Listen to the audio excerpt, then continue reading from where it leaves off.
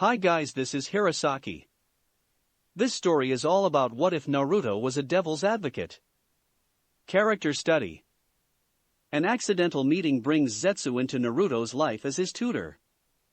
With Zetsu trying to sway Naruto to his own philosophy of the only one you can rely on is yourself, Naruto discovers that the world isn't as black and white as his tutor is, that there are at least two sides to every story, and that he has a lot to learn. Before we start, kindly like and subscribe to this channel, and look over the description box for the author of this amazing storyline. Welcome aboard. Chapter 10, Compliance and Resistance. What battles do you choose to stand and fight, and which ones are more worth your while to simply give up when you think there's no better deal? Naruto blinked. We have to what? You heard me, kid, Jiraiya stated. You and me are off to find the next Hokage. Yeah, but... Naruto paused, unsure how to phrase what he wanted to ask. Realizing he wasn't even sure what he wanted to know the answer to, he simply finished, why? The esteemed elders and the way Jiraiya said the word esteemed left no question in Naruto's mind how he felt about them, decided on a candidate for the position of Godame Hokage. I said no, so now I have to find my replacement. Is he on a mission? Jiraiya paused to consider his words, then shook his head. It's complicated. She? Naruto wondered. It hadn't even occurred to him to think that the next Hokage, that any Hokage really would be female. Perhaps that tied into what Tenten had mentioned about kunoichi being considered weaker than their male counterparts. Now, he really wanted to ask Zetsu about that. What's complicated about it? He questioned, now honestly curious. The Toad Sannin heaved a sigh that was equal parts exasperation and, was that sadness? Naruto struggled to keep his expression neutral, annoyed at his teacher's apparent irritation with his questions. If the blonde wanted roundabout answers, he would just go to Zetsu. He expected Jiraiya to be a bit more forward with what they were doing. Resigning himself to an inquisition, Jiraiya settled himself cross-legged on the ground and rested his elbow on his knee, leaning his face against the palm of his hand. Tsunade has a bad history with Konoha. Naruto frowned, confused at such a vague explanation despite it answering who the upcoming Hokage was supposed to be. Tsunade's exploits were as legendary as her teammates, even more so in a way, as she had been the one to create the system of medical ninja that was used in most villages currently. While her status as one of the Sannin and a powerful kunoichi made her an apt candidate for the title of Godame Hokage, Jiraiya made it sound as if she would be unwilling to take the position. Bad history didn't really justify or explain why Tsunade wasn't currently in the village, especially since most ninja lived difficult and potentially traumatizing lives. What's that mean? War's a bitch, kid. Konoha won the Second Shinobi World War in large part due to Tsunade, but the victory wasn't without its price. White eyebrows furrowed together in remembrance of a time long past. Tsunade wears a crystal necklace, he continued, tapping his sternum twice with his right pointer and middle fingers, inherited from her grandfather, the Shodai Hokage. It's so valuable, you could buy 3 mountains containing gold mines with it. What's this gotta do with? Jiraiya forestalled him by holding up a hand, palm out. To Tsunade, the necklace was a symbol of her grandfather's love for the village, and a sign that the wearer was worthy of bearing the title Hokage. She gave it to her younger brother as a gift on his 12th birthday. He was killed in battle the next day. As you can imagine, Tsunade took her brother's death very hard. Naruto actually couldn't imagine it, having never known his family and lacking the emotional attachment associated with it to sympathize, but he didn't say so, but she still swore to protect the village as her grandfather had before her. She argued with the Sandaime to incorporate medical ninja into all squads that were deployed on missions, but we were at war, and there was no time for such intensive training. He rejected the proposal. But someone else believed in Tsunade's ideals. His name was Dan, and over the period of time that he helped defend her beliefs, they grew close. Eventually, Tsunade fell in love with this man who shared the dreams of her grandfather and brother. The day before they left on a mission in enemy territory, she entrusted him with the Shodai's crystal necklace. Jiraiya closed his eyes and bowed his head in memoriam to Tsunade's lover. By the time Tsunade reached him, it was too late. Too many of his vitals had been hit, and even her reputation as the greatest medic nin alive wasn't enough to save him. Another of her precious people had died because she had entrusted him with her dream, giving him a necklace she came to believe was cursed. After that, she left the village, unable to bear being in the place that had inspired her brother and lover to do potentially great things, but which had ultimately led to their deaths. Jiraiya looked up at Naruto. "Do you understand now why I need you?" The blonde responded, shaking his head. The Sannin rose to his feet with a sigh. Tsunade needs to be reminded that there's someone who's still willing to follow the dreams of those she lost, that hope isn't dead. That's where you come in.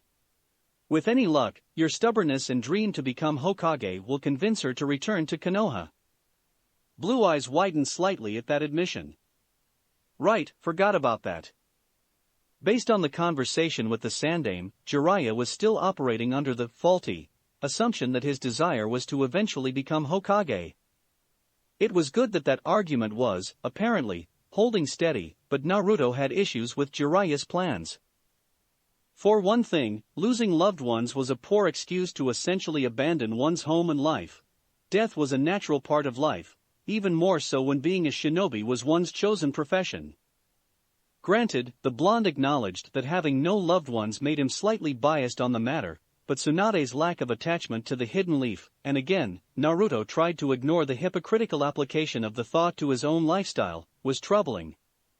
That was another big sticking point. Even if he did accompany Jiraiya on this mission, and did the Sannin even know where to find his wayward teammate? There was no guarantee that Tsunade would return with them, especially if he was supposed to be the linchpin trying to convince her to come back. Weaving half-truths and lies based on his old personality was simple in some respect, especially if he was trying to dupe people who were attached to him, as the Sandaime had been, using said personality to argue a case he no longer believed to someone he'd never met actually sounded more complex.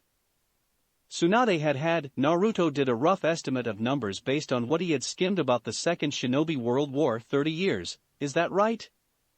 He wondered, awed, of traveling with the same mindset. To think that he could undo such a way of thinking was laughable. Understanding and manipulating Gaara, whose similarities he could trace in both himself and Zetsu, had been doable, if dangerous. Jiraiya was asking the impossible. Instead of pointing out these flaws, Naruto asked, "How come you didn't become the Hokage?" Jiraiya snorted. "I'm not suited to a life of sitting around and managing politics, kid. I like the adventure, the thrill of the chase." The Sannin's face adopted a dreamy, faraway look that Naruto had, rather unfortunately, learned meant he was thinking of something perverse. He shook it off after a moment. "I wouldn't be a good fit." Briefly, Naruto wondered what exactly Jiraiya did for Konoha. Given that he hadn't seen the Sannin until the Chunin exams, it was probably safe to assume that the white-haired man worked outside the Hidden Leaf's walls most of the time. If he did really important work, taking the position of Hokage would certainly put a damper on such activities. He gave himself a mental shake. The point was moot. "Sorry, Jiraiya-sensei," he offered, "but I'm gonna have to pass." Instead of reacting as he had when the blonde had rejected the Toad summoning contract, Jiraiya merely squinted at him, as if searching for some answer Naruto had hidden on his person. The Sannin crossed his arms over his broad chest. "First the summoning contract, and now this. Mind telling me why you're passing up an opportunity to personally bring back the next Hokage? She won't make a good Hokage." What? "Kid, she's one of the Sannin, one of the best Konohas ever produced."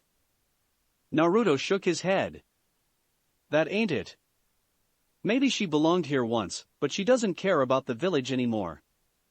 The old man always talked about the burning will of the village," he continued, pretending to remember something told to him long ago, "and she doesn't have it. I'm not gonna go fetch a Hokage who doesn't believe what the old man believed." Unmentioned went the fact that he thought such a belief was stupid. His opinions, to Jiraiya's ears, at least, hopefully carried the conviction of one who actually followed such tenets. The will of fire. Jiraiya murmured, more to himself than Naruto. He seemed to be considering something, though the blonde couldn't say for sure what it is. Perhaps he had gotten lost reminiscing about his former teammate. Tsunade'll come back, he said aloud, though Naruto wondered if he wasn't trying to reassure himself more than anything else. She doesn't abandon those in need. You sure you don't want to come? I'll teach you a really cool jutsu, he bribed. Nah, I've got things to work on here, refused the Jinchuriki. Collecting the manchineel gas, remaking the sleeping concoction he'd used on Gaara, tweaking the bomb he'd used on Tenten, his collection of poisons and bottled vapors would grow now that he'd experimented with them and wasn't in any immediate danger, giving him time to work on them. Maybe you can teach me when you come back. Jiraiya stared at him for a long moment, before muttering, not as alike as I thought. Who am I not alike? The blonde wondered. Better yet, why was Jiraiya comparing him to someone else at all? Naruto strove to be his own person, as unique as, well, as Zetsu, he supposed. If the Toad Sannin was trying to teach him things in order to turn him into someone else, perhaps learning from him wouldn't be as good a use of his time as he'd originally thought. His specialty needed techniques to supplement it and make it stronger. If Jiraiya couldn't help him with that, maybe it was time their student-teacher relationship ended. Fine, Jiraiya stated, I'm off then. We'll be having a talk when I get back though. Sure thing, Jiraiya-sensei, Naruto grinned, waving farewell to him. See you soon. He waited until the white-haired man had disappeared before allowing his arm to drop, the smile on his face fading to a thoughtful frown. It wasn't good that Jiraiya had his suspicions, but there was nothing he could do about it until the Sannin returned. A new Hokage at least meant a chance for new beginnings, someone that he could perhaps fool much easier than the Sandaime, someone like Tsunade, whom he had no personal relationship with. Naruto sincerely doubted she would take up the post, based on what his teacher had said, but he would wait and see what happened. For now, he would restock his ceramic jars and continue his experiments, preparing for whatever challenges lay ahead. He wasn't sure why, but he decided to return to Yamanaka Flowers instead of going straight home. His poisons would be there for him when he did return. The flower shop, on the other hand, needed attention sooner rather than later, and Naruto wanted to get back to work and earn money, especially since Jiraiya would be gone for a bit. Guilt, he told himself, over abandoning Ino in order to befriend Tenten, had absolutely nothing to do with his decision. The Jinchuriki found his fellow blonde digging diligently at the opposite planter she'd been working at earlier. The first one had already been refilled with fresh soil and new, colorful plants. Ino turned as his presence became more noticeable, one hand holding a trowel, the other forming a fist which she placed on her hip. Idly, he wondered whether she had sensed or heard his arrival. Well, look who finally decided to come back, she said haughtily, clearly annoyed. Thanks for all the help earlier. Naruto blinked, then offered a hesitant, hopefully charming, grin. You're welcome. Judging by her unchanging glare, Ino didn't seem to appreciate his attempt at dismissing her sarcasm with humor. The smudges of dirt decorating her clothes and face indicated that she'd been hard at work ever since he'd left.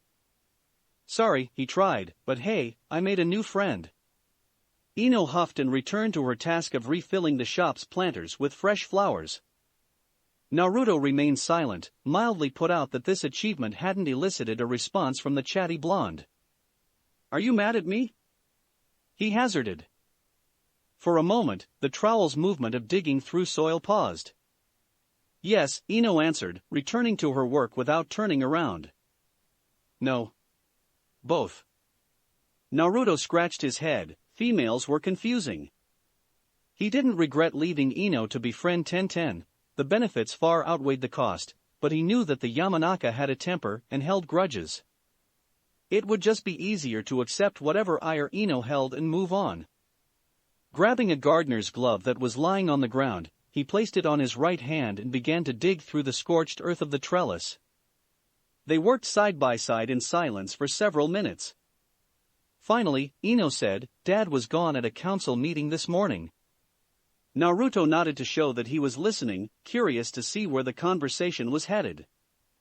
Ino continued, he came back not too long after you left. By the way, she bit off the last word. She was still annoyed with him, and said that it was likely that Shikamaru would be promoted to Chunin. They can do that? Nothing's official until we get a new Hokage, but it'll probably go through. He apparently showed all the right qualities a Chunin needs to have. The blonde waited for more, but nothing else came. Well, isn't that good? He asked. Apparently, that was the wrong thing to say. Ino whirled on him, dirt flying into his face as the trowel was leveled at him. Oh sure, good for Shikamaru.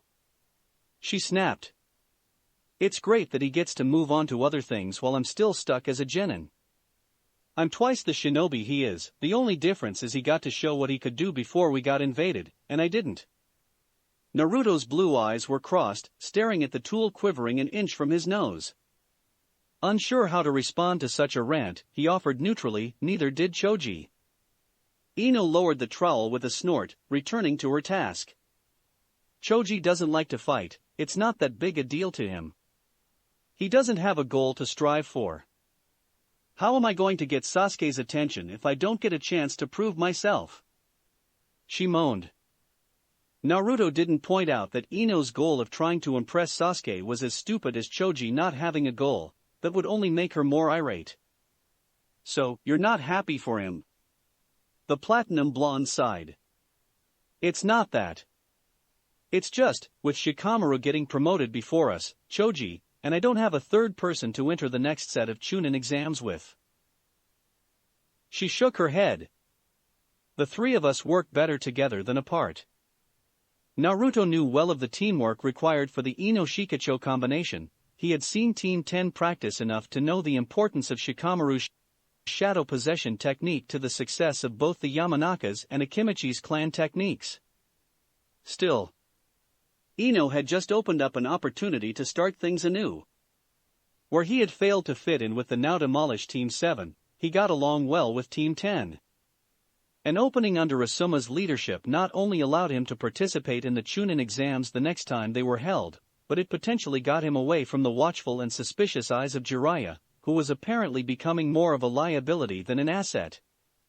What if I took over for Shikamaru? His fellow blonde stared at him, both surprised and dubious. You want to become a member of Team 10? Naruto shrugged. Sure, why not? You need someone to fill the place, and I don't have a team. And we're already friends, so it's not like you have to get used to some random person. It's a perfect fit. Ino shook her head. Naruto, it's not that I don't appreciate the offer, but... She paused to think of the right way to phrase her rejection. You're just not Shikamaru, she finally settled on. Naruto knew what she was referring to. Without the shadow possession technique, Ino didn't think their team would possess the same synergy. Of course, unless they replaced Shikamaru with another Nara, the same would hold true of any replacement they got, except perhaps him. Quick as a flash, his left hand dug into his right sleeve, withdrawing a single senbon from where it was held in the cuff. He dug the needle into Ino's exposed bicep, eliciting a sharp "ow" from the girl as he did so. She turned to him with fire in her eyes, shouting in outrage, Naruto, what the hell do you think you're doing? Hey! What's going on? The Jinchuriki watched in mild fascination as Ino's motor functions slowed to a halt. Only her eyes, panicked, but still blazing with righteous indignation, and mouth were capable of movement, courtesy of the paralytic toxin the needle had been dipped in. It was made from horse chestnut, which Zetsu had explained the properties of after he had mistakenly tried eating it one day. Normally less effective on humans, he had increased its potency to startling degrees by saturating it with his chakra. As he was seeing, the results were rather spectacular. What were you saying? Naruto, she growled, you better hope whatever you did doesn't wear off, 'cause when it does, I'm going to kill you. Naruto frowned at her. That's no way to get the antidote, Ino. You gotta be nice. She growled again, this time deeper in her throat. Despite the fact that she probably would kill him once she was free, the Jinchuriki found the current situation amusing. Say that I can replace Shikamaru, he prompted. It's not my decision. She snapped. When Naruto continued to stare at her patiently, she inhaled a deep breath through her nose and then released it. Fine. If you can do this, she tried gesturing to herself, but gave up the motion as futile. I guess you can replace Shikamaru on our team. But it's up to Asuma-sensei. She added, making sure he understood that just because she gave permission didn't mean he was guaranteed the spot. Good enough, he decided. Pulling out one of his scrolls, he unrolled it on the ground and swiped his thumb across the parchment, unsealing a jar and a syringe. Uncorking the jar, he dipped the syringe in and pulled back the plunger, watching it fill with a pale green liquid. Squirting some out of the tip and making sure there were no air bubbles, as Zetsu had told him to do when experimenting with injection antidotes, he stuck the needle into Ino's bicep and pushed down on the plunger. Taking a step back, he resealed his tools and then looked at Ino. It might take a couple minutes to work, he told her. Try wiggling a finger or two. She did so, twitching first her pinky, then her ring finger, then her thumb. Naruto felt some measure of pride with his work, despite the antidote having a delayed effect. Perhaps they should be designed that way, so that he could escape if need be? It was a thought for another time. Ino's entire hand was flexing experimentally. To Naruto, it looked as if she were preparing to strangle him. Well, think I'll just lead you to your work, he said, coating his body in a thin layer of chakra and seeding more into the ground. He took off the glove and threw it at her feet. See you later. Even moving through the ground with the attack prevention technique wasn't enough to shield him from Ino's enraged howl of Naruto. He and Zetsu had reached an unspoken agreement about their meetings. With the Plantman's proclamation of being a better-than-average censor, and his advisement to be aware of his surroundings, Naruto would simply wander the forest where he normally met his tutor and wait for Zetsu to appear. If he didn't, the blonde could assume that he was either being followed or watched in some capacity, or that the former Kusanine was simply not around, or uninterested in speaking with him. Zetsu was fickle enough for that to be a possibility. There was apparently no danger, for when Naruto found himself surrounded by Konoha's greenery, Zetsu made his appearance by melding out of an oak tree. Naruto-kun, greeted White Zetsu enthusiastically. It has been some time since we had a chance to speak. Jiraiya's been snooping around, but we're sneakier. Yes, the Toad Sannin has been making quite a nuisance of himself. So Jiraiya had been keeping an eye on him. His paranoia, at least, wasn't completely without justification. All the more reason to remove himself from the Sannin's presence as soon as possible, even if it might make the older man more suspicious of him in the long run. He's out searching for the next Hokage, Naruto offered in explanation. He wanted me to go with, but I didn't wanna. Zetsu nodded, as if such a decision had been a foregone conclusion. Not for the first time, Naruto wondered how good the plant man was at reading people. Certainly, he was well-traveled, enough so to understand and dismiss other people's ideologies, but to be able to almost predict scenarios that Naruto would be confronted with and have to give answers to spoke of an ability to understand others that the blonde found unusual. It was especially creepy when Zetsu, who didn't interact with society, was good at it. Good. Intelligent. What did you tell him? Making himself comfortable on the forest floor, Naruto told Zetsu of his conversation with Jiraiya about Tsunade, then backtracked to cover his interrupted training session with the Sannin, his meetings with Ino, and his new association with Tenten. Surprisingly, both sides of the plant man remained silent throughout the monologue. At the end of his retelling, Naruto prompted, "Any thoughts?" "The Sannin's interest in you is disturbing," remarked Black Zetsu, "but you've done good at avoiding him. And you made a new friend." "Well, I dunno about." "Yes," sneered the plant man's darker side in a sibilant caress. "Associate yourself with more of these foolish Konohanin whose desire for attachments get them killed." "She has her uses," Naruto argued. "All the poisons and stuff you've been teaching me have worked so far. Once she helps me learn Senbon, I'll be really good." It was a little hard to believe he was fighting for something that could be construed as camaraderie, but Naruto had learned achieving his goal was a priority, no matter how he had to reach it. Black Zetsu apparently noticed the contradiction, for he said, "Hypocrite." Naruto thought he heard the vaguest lilt of a smirk in his voice. Or there would have been, if the plant man's darker half had a mouth to perform such an action.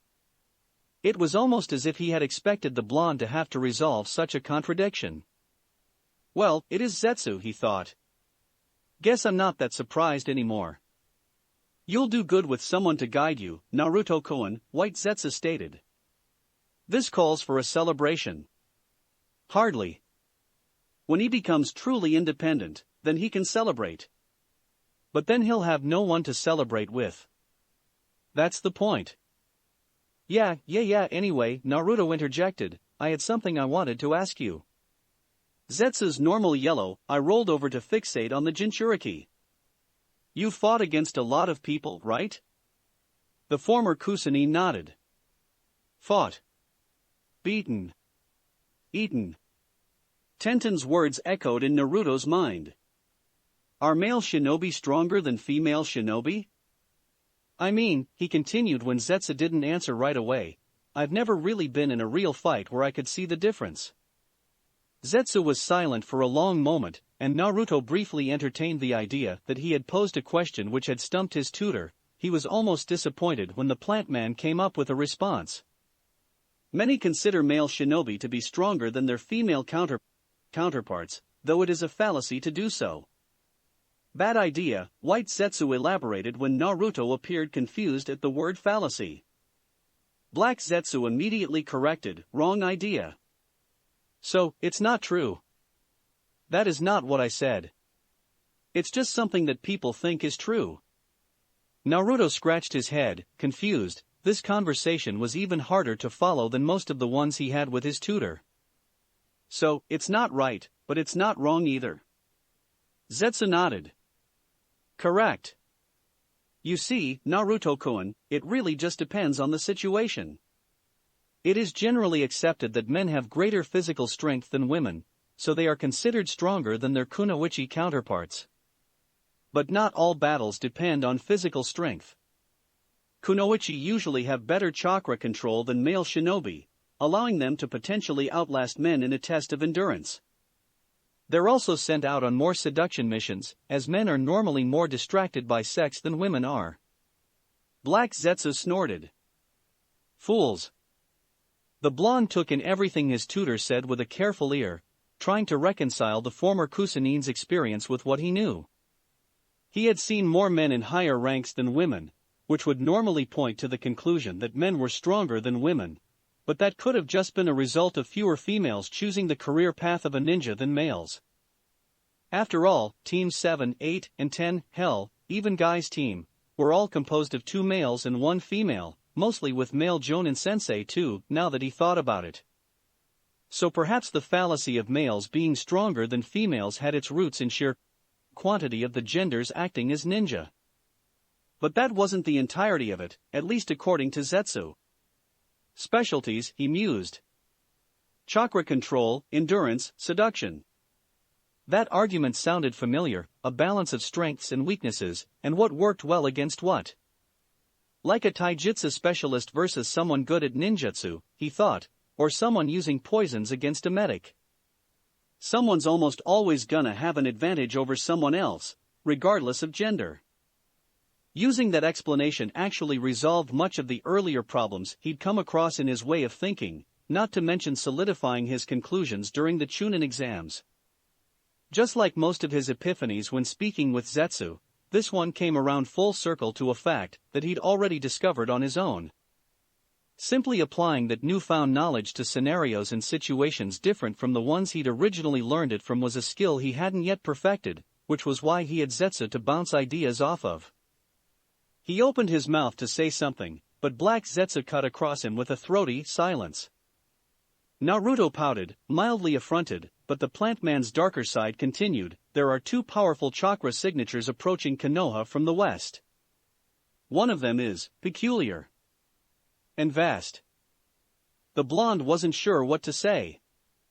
Zetsu's sensory abilities, while prolific, lent very little meaning to someone who was unused to sensing chakra signatures. A pair of supposedly powerful shinobi entering Konoha could indicate Jiraiya had found Tsunade, but considering that the white-haired Sannin had just left, it was doubtful that he was already returning. More worrying was the fact that these shinobi were apparently strong enough that the former Kusannin felt the need to announce it. This merits investigating. We'll be back soon. White Zetsu announced, and before Naruto could say anything, the plant man was gone. Stymied out of his conversation, Naruto decided to finish reconciling the male versus female and strengths/weaknesses theories he'd learned while he waited for his tutor to return. Once upon a time, he had considered Sasuke to be stronger than both him and Sakura, but that had been due in part to the Uchiha's graduation status as Rookie of the Year. And while it might have been true back then that Sasuke was the strongest genin, he simply couldn't be the best at everything. Everyone had a weakness, and Naruto could distinctly remember being held up against a wall, itching to just stab Sasuke and flood his body with poison. The blonde knew that his former teammate had more skill in taijutsu, ninjutsu, and general knowledge, but in a competition of kill or be killed, he had the abilities to take out the Uchiha. The male-female argument was a bit harder to imagine from purely a gender perspective, even with his closest friend being Ino. In a straightforward battle, where both blondes could use all their skills, Naruto was sure that he could avoid any of Ino's clan techniques in fancy taijutsu simply by using the Shinra Bansho, and then neutralize her with one of his toxins. That strategy had worked well enough against Tenten, at least. He frowned. Creating such a broad generalization seemed unfair when trying to sort out the differences between the genders. Just as he had contrasted his abilities with Sasuke's and drawn conclusions about their respective skills, it seemed more appropriate to approach each person individually when questioning their strength. Lumping all kunoichi together and collectively considering them weaker than their male counterparts wasn't at all accurate. Hell, the difference between Ino and Tenten was telling enough. So, it once again came down to a question of specialties and weaknesses, measuring oneself against his or her opponent. He wondered briefly if women just came across more bad matchups for their abilities in the field, a detriment which had earned them the label of being the weaker sex. Statistics could support that theory, but Naruto was poor enough at math to willingly brush off any such numbers as useless. Numbers meant grades, and grades meant ranking, and he had already determined that things like class and ninja rank meant little in the shinobi world. The seduction thing, though, that was interesting. Ino's flirtations earlier in the day had rather unsettled him, if in part because it had been so unexpected. Naruto was used to being ignored and disliked, and the novelty of having someone of the opposite sex interested in him, pretend or otherwise, was an unusual experience. In that case, the blonde could understand how women were sent out on more seduction missions than men. That wasn't to say that most males would react as he had, but the distraction had been quite effective, pointing to future continued success with additional training and or more experience. Perhaps it also offered an explanation for why young kunoichi like Tenten looked to Tsunade for inspiration. From what he'd heard and read of her reputation, the Sannin seemed to have broken out of the typical role of being looked upon not only as inferior, but also serving as a seductress-type kunoichi. Naruto didn't doubt that Tsunade was skilled, or had been in her prime, at any rate, but he had learned to stop looking for inspiration from those who seemed too good to be true. Worshipping false idols only led to disappointment, and the Jinchuriki felt that he had suffered enough of that for a lifetime. Zetsu returned almost a quarter of an hour later, melding out of a tree in his usual fashion. He was silent as Naruto turned around, fixing him with an expressionless, blue-eyed gaze. When the plant man continued to remain mute, Naruto prompted impatiently, "Well?" "Invaders," White Zetsu chirped cheerfully, as if the prospect of facing foreigners excited him. "Noop mean," Black Zetsu corrected. "Strong ones. They tossed around those Konohanin pretty good." "Did they kill anyone?" Concerned, Black Zetsu mocked sardonically. "No," shrugged the blonde, "just curious." "No." "Such a pity," mourned White Zetsu. "So, you were worried for nothing. No. No. Nope." White Zetsu chirruped. They were on a mission. Noob Nin take missions? Naruto voiced before he could stop himself. Of course. How else do you think they fund their endeavors? Right, duh. He hadn't really thought about what being a missing Nin might entail, though it seemed relatively obvious that their skills might be highly sought after for certain tasks. To survive as a Noob Nin, a shinobi had to be strong, and the stronger you were, the wider range of missions you could take. Missing Nin had to have goals and objectives of their own, those that couldn't be fulfilled while in a village, which required money to accomplish. Not to mention buying clothes, food, lodgings, and other supplies during their travels. So, what was their mission? Zetsu's gaze grew suddenly more intense, even the darker half's yellow, pupil-less eyes seemed to be focusing intently upon the blonde. You. Naruto blinked. Twice. What? Two men in black cloaks decorated with red clouds broke into the village to capture you. I didn't recognize either of them, did you? No, but the tall one with the large chakra reserves is a former member of Kirigakure's 7 shinobi swordsmen. The Jinchuriki flinched at that, remembering what it had been like to be confronted by Zabuza. But wait, you said you didn't recognize them, so how do you know that? He was carrying a giant sword that I could detect radiating chakra, Black Zetsu deadpanned. And how do you know they were after me? They claim to be seeking the Kyuubi Jinchuriki. And that's you. Naruto moaned. I'm screwed. It's okay, Naruto-kun, White Zetsu placated. They left not long after arriving. I think you're safe. The blonde brightened in relief. Really? Zetsu nodded, though Naruto thought the motion came more from the plant man's light side than a unified agreement. Yes, though curious. Why leave when they had the advantage? The genin remained silent as Black Zetsu mused to himself, trying to imagine what this new development meant for him. Black cloaks, with red clouds. White Zetsu added again. It is most likely symbolic. We will investigate. We will? You will? Naruto echoed in surprise. Yes. You have adapted well to your situation and are aware of what you must do. As you are helpless to assist yourself in this matter, White Zetsu tittered lightly, though Naruto wasn't exactly sure at what, perhaps at his darker side's thinly veiled insult. We will look into this matter. But you don't do anything for free, he pointed out. Black Zetsu snorted. I do not like the idea of an unknown organization comprised of powerful shinobi running amok. Noob Nin work by themselves, that is the natural order. This disruption displeases me. We will return with more information. Bye-bye, Naruto-kun. White Zetsu offered as the plant man disappeared into Konoha's greenery. Naruto stared at the spot his tutor had vanished, trying to process the events of the day. Jiraiya was suspicious of him, Ino was mad at him, Zetsu was helping him, and there was a group of strong shinobi capable of easily infiltrating one of the 5 great shinobi nations hunting him. He turned around and began to walk back home, thoughts in a whirl. I need to get way stronger way faster, or else I'm dead. Chapter 11, Life and Death. Do you seek pleasure in snuffing the lives of others, or are their deaths necessary for your survival? Naruto watched the smoke curl off Sarutobi Asuma's cigarette and tried not to wrinkle his nose in distaste at the smell.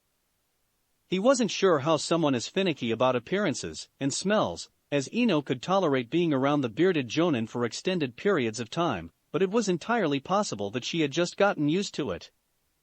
It was an adjustment he would probably have to get used to himself. Asuma's eyes shifted from Naruto to Ino, standing beside him, then to Choji and Shikamaru, then back to the Jinchuriki. You want to join Team 10, huh? He clarified. The blonde scratched his head. Well, I dunno if that's the way I'd put it.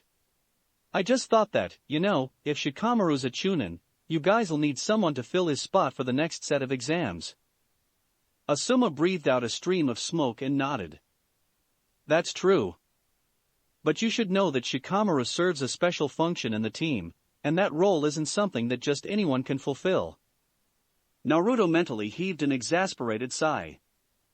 This was the same conversation he'd had with Ino, and he was frankly a little tired of being told the same thing. He wasn't a complete idiot. I know, and I can do it. He nudged Ino with his elbow. Tell him. He can do it, the kunoichi groused. Asuma's eyes flickered briefly over to Shikamaru before returning to Naruto. Oh? He's got some sort of special senbon or something, Ino explained. They're poisoned, Naruto elaborated. I've got a bunch for different things. Work pretty well, huh, Ino? His fellow blonde crossed her arms and scoffed, turning her head away from him. Apparently she was still harboring some anger from the previous day. Asuma's dark eyes grew steely, and Naruto suddenly felt a powerful pressure weighing down on him. Uzumaki Naruto, you do not poison your fellow shinobi. I don't care what your intention was or whether it was harmless or not, that could be considered assault and treason. And if something goes wrong, you could be held accountable for much worse. Do you understand? Naruto gulped and nodded. Even if his actions had been performed to prove a point, he could see where Asuma was coming from. What if the paralytic he'd used on Ino hadn't acted as he'd theorized? All of his plans could have been derailed because of one stupid little mishap. Yes, Asuma-sensei, he murmured. Sorry. The overbearing aura disappeared. Good. Now, about joining Team 10. He took a deep inhale of his cigarette before plucking it from his mouth and snuffing it against the underside of his sandal. Releasing the breath of smoke skyward, he gazed at the clouds overhead for a long moment in silence, seeming to ponder Naruto's request. When he finally returned his gaze to the blonde, there was a small grin playing about his lips. I don't see why not. Really? What? You brought up good points, the Jonin said, ignoring Ino's surprised outrage. If these poisons of yours really do work, and if you need to experiment with them, it will be done in a controlled environment, then you should be able to fill in nicely for Shikamaru. And it would be easier to integrate someone familiar with our routine into the team, plus, you get along well enough with everyone. Choji nodded and Shikamaru shrugged, though Ino continued to pointedly ignore him, so it's fine by me. Yes. Cheered Naruto. He nudged Ino again. Told ya. Ino grunted, and Asuma cleared his throat to regain the spiky-haired blonde's attention. The transfer will still need to be approved by the Hokage, Asuma stated, but until that time, we'll train as if you're part of the team. Okay, Asuma-sensei. That was good enough for Naruto's purposes, even if the Hokage had to make the transition official. Whenever that happens, he thought, equal parts bemused and annoyed. There was no telling how long Jiraiya's quest for Tsunade would last. As far as teachers went, Asuma was a pretty cool one, at least in Naruto's opinion. And considering that the blonde had a fair amount of varied experience in that area, Kakashi, Jiraiya, Zetsu, even Ino and Tenten to some extent, he considered that high praise. While Asuma was somewhat relaxed in the same way Kakashi had been, Team 10's teacher appeared more laid-back in comparison to Kakashi's laziness. The bearded Jonin took his time with their training, even if he seemed like he was putting minimal effort into it. The results would have been hard to see if Naruto hadn't actively been looking for them. Primarily because of who his team was comprised of, and how they functioned together, Asuma's teaching didn't involve so much instruction in techniques as it did how to work with and around one's teammates. That was probably attributable, at least partially, to the confidence Konoha's clans kept regarding their secret techniques, which meant that Ino, Shikamaru, and Choji were more likely to learn ninjutsu, and even taijutsu, he thought, recalling Ino's Muzobato-ryu, from their families than Asuma. Naruto had thought that he might have issue with the emphasis on teamwork, no matter how necessary it was for their squad, but over the 3 weeks he'd been a temporary member of Team 10, the Jonin had pointed out flaws in both team and individual attacks and forms. He hadn't exactly learned too many new things, but Naruto could tell that his overall performance was steadily improving, just like how his shuriken jutsu was improving under Tenten's tutelage. It was more than he could really say for his learning under Kakashi or Jiraiya, especially when comparing the time frames he'd studied under the other two men to the time he'd spent on Team 10. Nothing could quite compare to Zetsu's tutoring methodology, of course, which the Jinchuriki found efficient, if a bit prone to trial and error, but then again, Asuma was a member of Konoha and thus softer, perhaps, than the former hidden grass shinobi. Blue Eyes shifted over to where Ino was standing, body loose and prepared to move. Behind Asuma, serving as the third vertex of their triangular formation, stood Choji, hunkered down to better center himself. When the chubby boy placed his hands in the seal for the multi-size technique, Naruto and Ino both rushed forward. The teamwork exercises were interesting. Even as someone who wasn't particularly fond of that aspect of ninja life, Naruto admitted that he could see the attraction in working with others when they practiced as Team 10. Trying to synchronize their attacks so that they operated as a well-oiled machine instead of as three individuals' parts was tricky, especially since Ino and Choji were more used to Shikamaru's shadow techniques and strategies than they were Naruto's poisons, but when they worked together, the results were impressive. It helped that Ino had gotten over the whole being stabbed and paralyzed incident on their second day of practice, after it had become quickly apparent that their synergy was lacking due to her anger.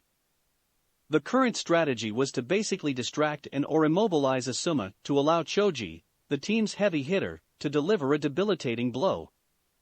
Because neither Ino's nor Naruto's taijutsu was all that impressive, both had to engage the bearded Jonin in combat to give the Akimichi an opening.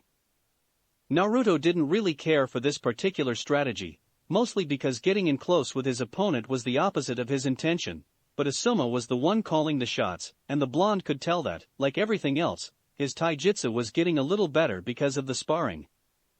Besides, they were allowed to use weapons, and if he could stick Asuma with one of his senbon, the Jonin would be open to attack. Granted, he wasn't allowed to use actual poison senbon, but the older man had promised that if a needle pricked him, he'd remain motionless for at least 30 seconds. Naruto had almost protested the time lapse. His poison should have been way more effective than that. But he had stopped upon realizing that half a minute would be more than enough time to deliver a finishing strike in real life. It was a sobering thought. Ino went for a weak hit at Asuma's torso, while Naruto pulled out two long senbon and dove for the man's side. The Jonin easily blocked the girl's strike and kicked her away before reaching for his trench knives to parry the needles Naruto held. Lacking leverage and briefly lamenting Asuma's giant frame in comparison to his and Ino's prepubescent bodies, the Jinchuriki was quickly overpowered, and he retreated to avoid being punted away like his fellow blonde had. The type of fighting Asuma had started to teach him was actually based on the man's own style, using weapons to augment, or in the blonde's case, make up for, physical prowess. In a way, it reminded Naruto of the few taijutsu forms he'd seen from Haku when Sasuke had fought him, and the long senbon Asuma had suggested were certainly reminiscent of that, looking more like kebab skewers than any sort of acupuncture needles. He tucked the twin senbon away after exchanging a glance with Ino, pulling out a handful of his throwing needles to replace them. Using the accuracy he'd been learning from Tenten, he began to pepper Asuma from afar, timing his throws as Ino began a set of taijutsu forms. Asuma managed to deflect the senbon with his trench knives while dodging or blocking Ino's kicks. Every time he tried to grab her, Naruto threw a senbon to force him to give up his counter. That was when Choji barreled into Asuma from behind, having decided on a suitable moment to attack. There was a brief moment in which Naruto felt that they had succeeded, right before Asuma disappeared. A loud crunch was heard, followed immediately by Ino's shriek as Choji bowled her over, deflating his human bullet tank technique in the process to reduce the damage he'd cause. "Good effort," spoke Asuma. Naruto whirled around in surprise, but the bearded Jonin clocked him on the forehead with the handle of a trench knife, and then kicked him away before he could do anything. He landed in a heap beside his teammates, and all three looked up as Asuma approached, lighting a cigarette and putting it in his mouth. "Not bad," he stated, "but there's definitely still room for improvement. Choji, you took too long using the Nikuden Sensha. If you had been a little faster, and used it earlier while Ino and Naruto were attacking in sync, you would have had a better chance of it being effective. And not crushing me, Ino grumbled, dusting off her purple skirt. Asuma held up a hand to prevent the Yamanaka from saying anything else. Choji already looked a bit crestfallen. Choji, he began quietly, I know it's not in your nature to want to hurt someone you know, but you have to pretend that I'm an enemy. If you can't use sparring practice to learn how to protect your friends, then I'm afraid that you might freeze up during a real life or death battle, and the consequences might be severe. One day, Ino's and Naruto's lives, or Shikamaru's life, or even mine, may depend on you pulling through when you need to, understand? Choji nodded, though the motion still held a hint of dispiritedness. The boy seemed to take his failure much harder than necessary, Naruto noted, especially since Asuma was simply trying to help them. He lacked confidence, but more than that, the blonde thought that the more rotund genin was used to taking directives from Shikamaru, and missed having his best friend around. Naruto listened with half an ear as Asuma praised him and Ino for their teamwork, stating that their silent communication was improving with practice. It had been interesting to try and fulfill Shikamaru's role in Team 10, given that the Nara had apparently been the main source of cohesion within their unit. He had almost been surprised at how truthful Ino's assessment of Shikamaru's linchpin status had been, but then he had stopped and thought about it. The shadow possession technique was almost always necessary for Ino's mind-body switch technique to succeed, and definitely increased the likelihood of Choji connecting with his human bullet tank. On top of that, and perhaps in spite of Ino's inherent bossiness, Shikamaru had been the main strategist and tactician of the team, meaning that he was the one who called the shots, which made sense, given that he was the first step of their formation. Replacing that synergy wasn't easy. At first, Ino had tried to step up to the plate, but her personality in that role tended to intimidate Choji and irritate Naruto. Seeing the side of Ino that the remaining members of Team 10 had to deal with had been a new and unpleasant experience, especially since Naruto considered himself better at working on his own than taking orders. Once Asuma had pointed out that Ino needed to wait for Naruto to immobilize the opponent, she had, somewhat grudgingly, backed off, relegating herself to a sort of co-captain role as the two blondes learned better coordination and strategies. Asuma was finishing his breakdown of their spar by answering a question of Ino's.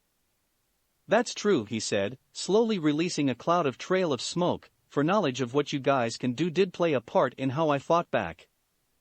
A lot of reactions are based on instincts, and we're trained to take any advantage we can get. Unfortunately, that means that even if I'm trying to not react as if I know Choji is the main attack, I'm still prepared for it because I know you guys. He chuckled. Maybe in a couple years, my age will have dulled my reflexes enough for you to catch me off guard. But all told, I'd have to say you guys are doing pretty well. What do you think, Jiraiya-sama? All three genin turned around as the toad Sannin dropped from a tree, landing lightly on his feet and rising from his crouch. They could definitely use some polishing, Jiraiya stated, but I've gotta admit that the potential is there. He appeared to space out for a moment, lost in some memory, before asking Asuma, mind if I steal the kid for a bit? The bearded jonin nodded. By all means. Jiraiya held out his hand palm down and gestured with his fingers for Naruto to follow him. I'll bring him back shortly, he promised as the blonde obeyed. The Sannin led him just inside the tree line that fringed the 12th training ground, then turned around, a pensive expression on his face. Naruto waited for him to say something, unwilling to prompt the older man into whatever he wanted to speak about. Learned much since I've been gone? Jiraiya finally asked. Naruto nodded. Asuma-sensei's a good teacher, and I like working with Team 10. The Sannin nodded distractedly, and his pupil hesitantly probed, Tsunade come back? No, Jiraiya stated, and his voice carried such a strange mixture of wistfulness and despondency that the blonde briefly considered feeling bad for the man. He released a heavy-hearted sigh before continuing, I've decided to become the Hokage. Naruto blinked, that was surprising. But you said you didn't want to become Hokage. What happened with Tsunade? The white-haired man rubbed the bridge of his nose. It's complicated. Look, I know what I said, but it's better than the alternative. That sounded strange and foreboding. What's the alternative? Shimura Danzo. The name meant nothing to the blonde, so he asked, "Who's that?" He was Sarutobi-sensei's rival growing up, so he's old, Naruto thought, and a former ANBU captain. Well, those were both impressive accomplishments. So far, the Jinchuriki didn't see what the big deal was. Jiraiya released another sigh, crossing his arms over his chest and looking off into the distance. He's currently an elder on the council, but Danzo is radical, he settled on. Naruto noted that even when the Toad Sannin didn't particularly like someone, he still tried to be carefully respectful with how he talked about or to them. He had done the same thing with the counselors before departing to find Tsunade. A long time ago, he created a covert branch of the ANBU known as Root. Root Shinobi were handpicked by him because they possessed special abilities that made them valuable, sort of like Kekkei Genkai Shinobi. Most if not all of the major clans in Konoha had at least one member in Root, if only because Sarutobi-sensei allowed Danzo to proposition them. Makes sense, Naruto thought. Konoha's major clans didn't exactly constitute the greatest amount of available ninja per year, or so he assumed, since his class had only contained one member from each of them, but they definitely had an advantage over the children that were either civilian-born or from minor clans. And to collect the special members of clans, who were arguably special already, Danzo was a shrewd individual. But the blonde didn't see what this had to do with Jiraiya's apprehension at letting the older man become the next Hokage.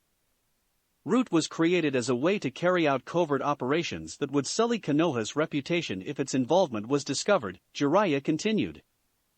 The things that Danzo had his minions do, that he's done. He scowled, clearly displeased with the man's methods. Don't get me wrong, kid. Everything he's ever done has been for Konoha's benefit, but his fanaticism has led to some very questionable decisions. That, and the way he trains the shinobi he recruits. Jiraiya fixed Naruto with a gimlet eye. Remember what I said about what defines a real shinobi? Well, Danzo is a firm believer in creating soldiers. Not people, but soldiers, shinobi stripped of their emotions to make them totally obedient to him and their mission. To Danzo, sacrificing everything for the benefit of the village is paramount, and turning his shinobi into little more than emotionless tools was a worthwhile cost. Let me tell you something, Naruto. If you ever become a shinobi like that, I don't want to know you anymore, got it? To live that kind of life. He shuddered slightly, apparently remembering another ghost of his past. Naruto wondered what experiences Jiraiya had that caused him to fixate so frequently on past events, then decided it was probably better for him to remain unaware. It's truly inhuman. So that's it. Thinking back on how he had defined a ninja, Naruto sort of understood why the Sannin had been so inquisitive, and almost offended, about his answer. It wasn't quite the same thing as what Jiraiya was telling him Danzo believed in, but there were definite parallels. Missions ran the gamut of different objectives, involving protection, diplomacy, espionage, and warfare. Assassins, the chosen profession he felt he would be best suited for, the career he'd essentially told Jiraiya he was aiming for, were more likely to perform even dirtier types of work. Killing people for a living required a strong measure of emotional discipline, even more so than the rest of the ninja populace because of the guaranteed death toll those missions required. Danzo's method of raising shinobi that lacked emotions, and perhaps consciences, was actually quite sensible if Root was an organization meant to carry out the most reviled missions.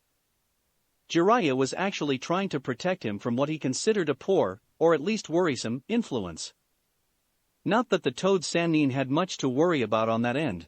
Naruto could see where Danzo's philosophy had its appeal, but to sacrifice so much for Konoha's behalf still went against everything he'd learned from Zetsu.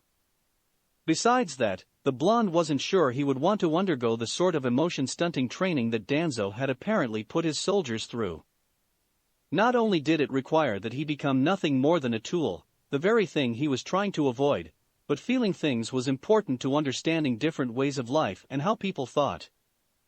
His own apathy was more applicable to not feeling things towards people, such as sorrow at the third Hokage's death, than to just having no emotions at all. So, Naruto began, considering everything Jiraiya had told him, "You're gonna become Hokage so that this Danzo guy can't?" Given the Toad Sannin's initial reluctance to accept the position, his change of heart could only come from the fact that the other candidate was a much worse choice. Just from hearing how Danzo viewed Shinobi, the Jinchuriki could tell that Jiraiya feared what would happen to Konoha under the Elder's rule. There was no telling if Danzo would actually instigate similar policies as those he'd implemented as the leader of Root if he came to power, but Jiraiya certainly believed it to be a possibility. Actually, in a way, Naruto admired Danzo's dedication. It was a bit extreme, to be sure, but if it was effective, the man was doing everything in his power to achieve the most desirous ends possible. His execution was apparently efficient enough to keep Konoha moving steadily forward without anyone being any wiser. Maybe he was fighting for an ideal that opposed Naruto's, but the Genin could still appreciate the man's methodology. Not that the blonde had too much at stake regardless of who became the Godame Hokage, he would find some way to survive either regime, he was sure, but if Jiraiya took the position, the time he had available to interact with Naruto would be significantly lessened. That would give him more freedom to move around as he pleased without feeling like he was always being watched. Plus, knowing the Hokage on a personal level would make it easier to "Hey, Jiraiya-sensei. When you become Hokage, can you officially put me on Team 10? Jiraiya ran a hand through his wild mane of white hair. "You like workin' with them, huh, kid?" Then his lips twisted into a knowing grin. "It's the blondie, right? She'll be a real looker in a couple of years." Naruto had no response to that, so he just ignored it, unwilling to indulge the Sannin's lechery. "Well, we just work well together, and since I need to take the Chunin exams with a team, this'll probably work out the best. And if you're busy doing Hokage stuff, you won't have time to teach me much, so Asuma-sensei can fill in." The Sannin closed his eyes and inhaled deeply, clearly thinking over his pupil's proposal. At length he said, "Well, I suppose it'd be a good learning experience for you. You could probably learn a lot about how a shinobi of Konoha should act by working with a team, maybe straighten out those ideas you've got about how ninja operate. We don't want you turning into one of Danzo's little soldiers, right?" Naruto nodded. If Jiraiya wanted to believe working with Team 10 would dissuade him from achieving his goal, then he wouldn't burst the white-haired man's bubble. It benefited him to just go along with the ruse. "All right, kid," Jiraiya stated, "we'll see." When they walked back into viewing distance of the 12th training ground, Jiraiya called out, "Oi, Asuma." Said Jonin looked over from where he was teaching the three original members of Team 10. Shikamaru had apparently shown up at some point during his talk with Jiraiya. "Let's talk." Asuma snuffed his cigarette against the heel of his sandal and turned to follow the Sannin into the foliage. Naruto moved towards the trio of Genin and plopped down in the spot between Ino and Shikamaru. "What was that about?" asked the Yamanaka. "Oh, I think Jiraiya's gonna be the new Hokage." Shikamaru looked distinctly disgruntled at that announcement. "Damn, how troublesome." He was really hoping that he wouldn't get promoted, Choji explained. "But since Jiraiya-sama saw what he could do at the exams, he'll probably okay it, right?" Naruto nodded. "Yeah, seems likely. He's checking with Asuma now to see if I can be a part of your team." Shikamaru groaned and buried his face in his hands. Choji tried comforting him by patting him on the back, leaving Naruto to turn to Ino. She seemed unhappy with something, and Naruto was willing to bet that she was still frustrated that she'd never gotten the opportunity to show off what she could do during the Chunin exams. When she noticed that he was looking at her, she sighed, "Well, at least these last couple weeks haven't been a huge waste of time." He opened his mouth to reply, but someone else calling his name cut off whatever he was going to say. Looking up, he saw Asuma gesturing for him to come over to where he and Jiraiya stood. Rising to his feet and jogging over, he waited patiently for the announcement of whatever the two men had decided. "You're going to become an official member of Team 10, Asuma told him. "Temporarily, anyway. And to that end, I'll be able to start teaching you in a more official capacity. Jiraiya-sama tells me that you have a futon affinity. He took out his trench knives, spun them around his fingers until they were settled in a comfortable grip, and then two long blades of thrumming, blue chakra extended the weapon's reach. Asuma gave a small grin as he sheared off an overhanging tree branch with a casual movement of his arm. It just so happens that I am too. Naruto tried to rein in his excitement at the fact that he would finally be taught something truly useful by the bearded jonin. Not to mention that he now had the perfect teacher to help hone some of his latent abilities. Jiraiya cleared his throat, prompting the blonde to face him. Asuma told me what sort of role you'll play on his team. He looked slightly troubled, causing Naruto to think that his new teacher had told the Sannin something of his tendencies and experiments with poisons. More than he knew originally, anyway. I've got something that might be useful for you too. You're still gonna teach me? Naruto asked, surprised. He had sort of hoped Jiraiya taking up the mantle of Hokage would remove the suspicious Sannin from his life. Some stuff, Jiraiya shrugged. Being Hokage will keep me pretty busy, but Sarutobi-sensei managed to raise 3 of us while he was in charge, so I think I can handle just you. Trust me, he added, this jutsu comes straight from the old man. It'll be perfect for you. Naruto tried not to let any of his dubiousness show when he replied with a simple K. Thanks Jiraiya-sensei, Asuma-sensei, you won't regret this. The cool thing about Tenten, Naruto decided, was that she was always up for training. Shikamaru was lazy, Choji was a bit of a pacifist, and while Ino was dedicated, the training the two blondes normally did had a tendency to benefit the kunoichi more than him. On the other hand, Tenten, despite specializing in a more mid-range capacity with thrown weapons, made herself available for sparring sessions whenever he asked, and often engaged him in fights based on taijutsu and melee weaponry. Naruto was almost tempted to call her a workaholic if it weren't for the fact that her attitude and dedication was more helpful than detrimental. There was a dull thok of metal on what is Naruto's skewer-like senbon met Tenten's bakken. He grimaced slightly, and the bun-haired girl's grin told him that she knew he was in an unfavorable position. It was compounded by the fact that Tenten had more height and power than he did, and even the additional length of his senbon couldn't make it past the 2-foot-long twin swords. Fortunately, Tenten chose not to press her advantage. It was training to see what mistakes he would make now that he'd started really focusing on his abilities with the melee senbon. Both mentally tallied the point in the kunoichi's favor before releasing their stalemate and returning to a ready position. Naruto twirled the needles between his fingertips, waiting for an opportune moment to strike. Tenten chose to take the fight to him, charging forward with the bakken held at chest level. She slashed out with the right one, forcing the blonde to move backwards. He frowned as she stabbed forwards with the other sword, twisting to the side and trying to draw a scratch along her arm. Tenten deflected it with her heavier weapon, entering a kata that kept the shorter genin on the defensive. He tried to throw her off by jabbing with his senbon when her hands closed in, but she simply grabbed the first one that came at her between the two bakken and tossed it aside. Desperate, he tossed the other needle at her, knowing that all it needed to do was strike to give him a hypothetical victory. She flicked her wrist and sent the thin weapon twirling skyward, leveling one wooden sword at his neck as the needle fell to the grass behind her. Naruto held up his hands in surrender. Better, she stated, lowering the weapons. Not good enough, he responded, picking up his senbon. Naruto, you can't expect to beat me after so little training. I've been working with weapons for a while now, and you only just started. Naruto made a non-committal sound that indicated he clearly thought differently. The problem, he knew, was that he didn't possess a physique that lent well to what his taijutsu style was supposed to do.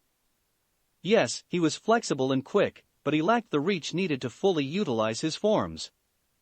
Tenten's expertise also didn't help, but then again, anybody using weapons in the field would have some level of proficiency with whatever they carried. Tenten was looking at him curiously when he turned around from pocketing the needles. You know, she mused, with the way you hold those, maybe you should consider learning to use tonfa. They give you a little extra weight and power behind your strikes. Naruto was already shaking his head. Nah, I'll never be as strong as someone like Lee. He'd seen the spandex-clad genin practicing once or twice when he'd gone to see if Tenten was free. Despite his appearance and personality, Lee was a powerful opponent. I'm more focused on being quick and nimble. Strength, after all, was subjective. Naruto wanted to grow stronger, but that didn't necessarily mean he had to use the same workout regimen as Rock Lee. The measure of someone's strength, thought the blonde, was linked to his or her capacity to triumph over enemies, regardless of how that feat was accomplished. His poisons would be able to do that easily enough, provided he could get them into his opponent. With any luck, all the training he now had access to would improve the odds of that happening. Over-specializing isn't good, Naruto, Tenten warned, sealing her Bakken and bringing out a pair of tonfa. She gripped the handles and spun them around several times before settling them along the lengths of her arms, almost as if to prove a point. Variability and adjustability are just as important as being fast. The blonde nodded. I know, it's just... He paused to gather his thoughts. There's only so much I can fix at a time, you know? I'm learning accuracy and precision in taijutsu and teamwork and ninjutsu and futon chakra manipulation. He exhaled the long breath he'd used to rattle off the list. It's just a lot to take in at once. Tenten hummed in thought. I guess that's true.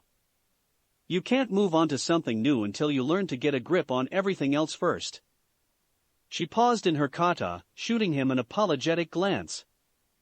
Sorry if it feels like I've been pressuring you into learning a new weapon. It's just nice to have someone who gets it, you know? It's fine. Maybe someday I can take you up on that offer.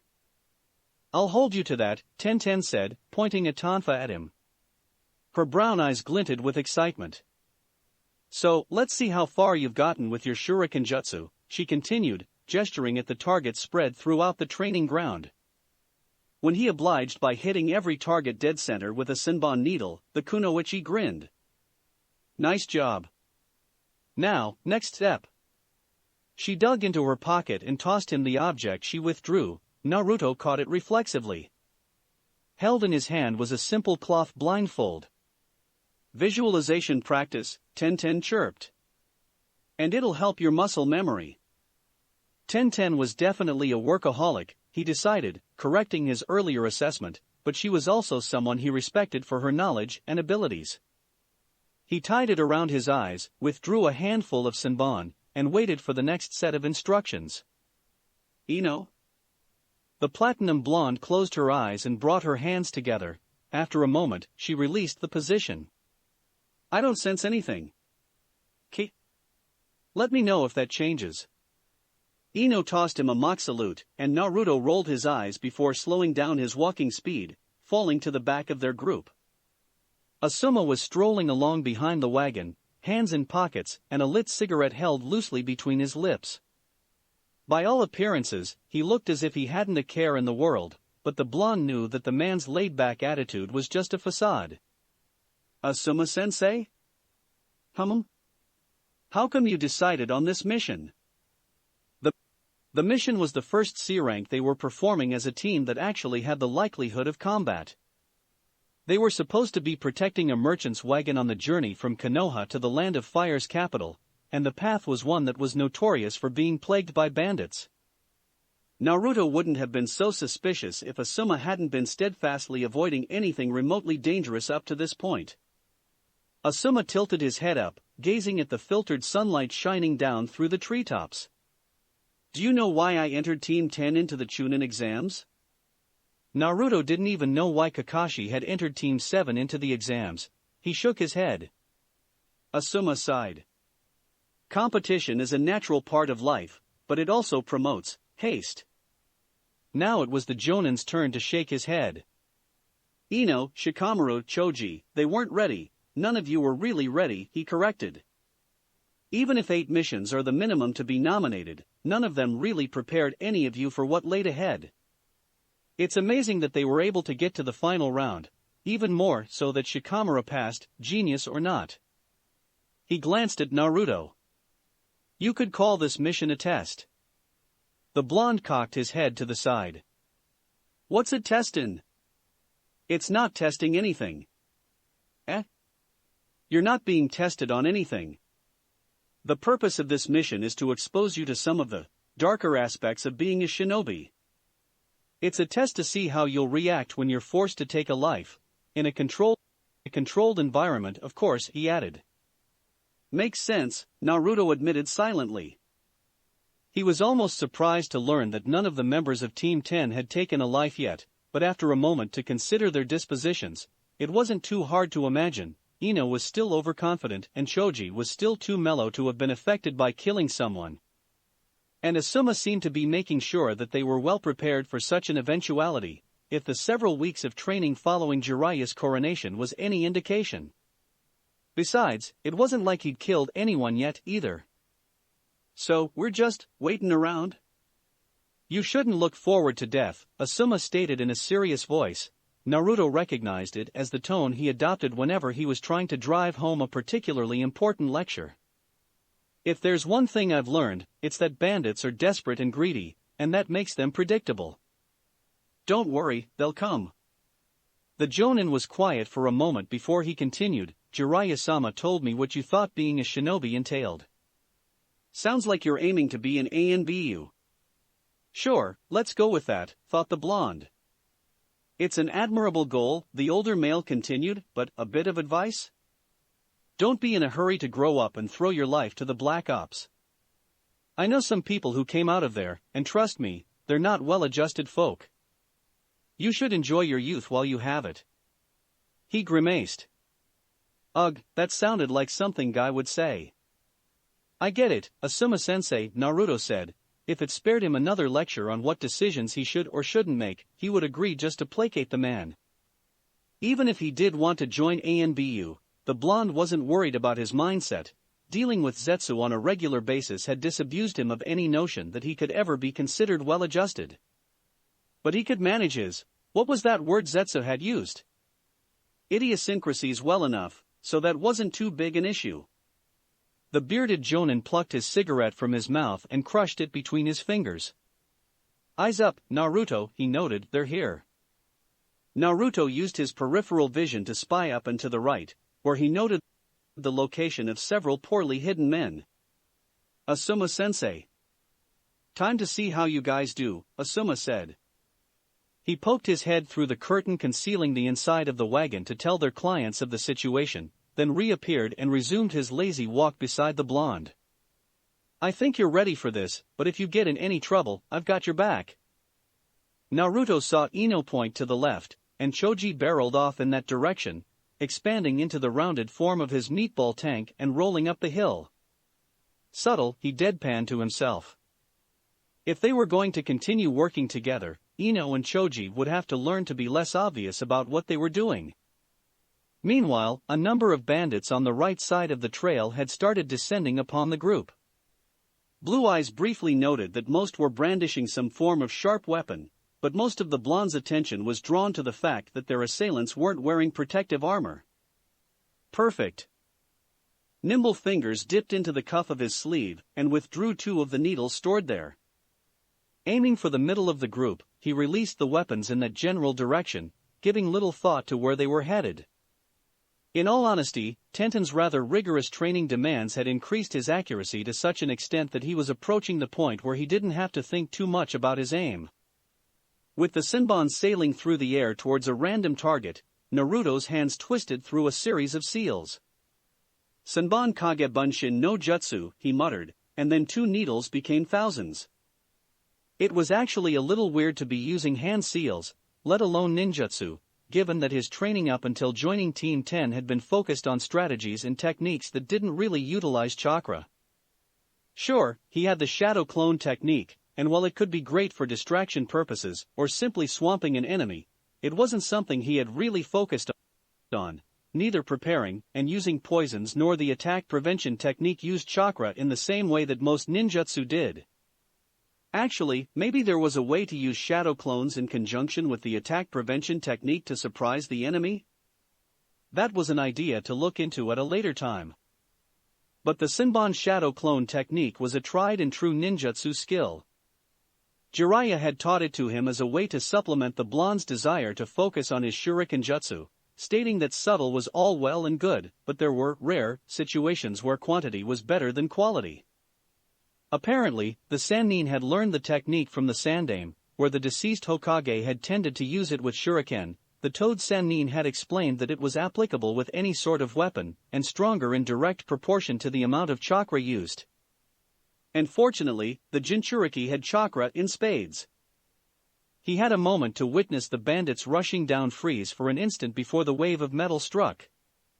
The weapons pierced flesh, turning men into virtual pincushions, and Naruto briefly marveled at the sheer swath of destruction the combination of his specialty and proper training could invoke. It certainly wouldn't be his technique of choice when stealth was desired, nor was it guaranteed to work against other ninja, who were trained to react to peril swifter than bandits were, but the results were impressive regardless. With a mixture of horse chestnut and Karari-tipped Senbon dealing with the majority of the bandits, Naruto dug into the satchel attached to his leg and withdrew the twin Senbon Asuma had shown him how to use. He twirled them around his fingers with practiced dexterity before dashing off to deal with the stragglers who had avoided his assault. A large man wielding a double-bladed axe was the first person he came across. The man chuckled.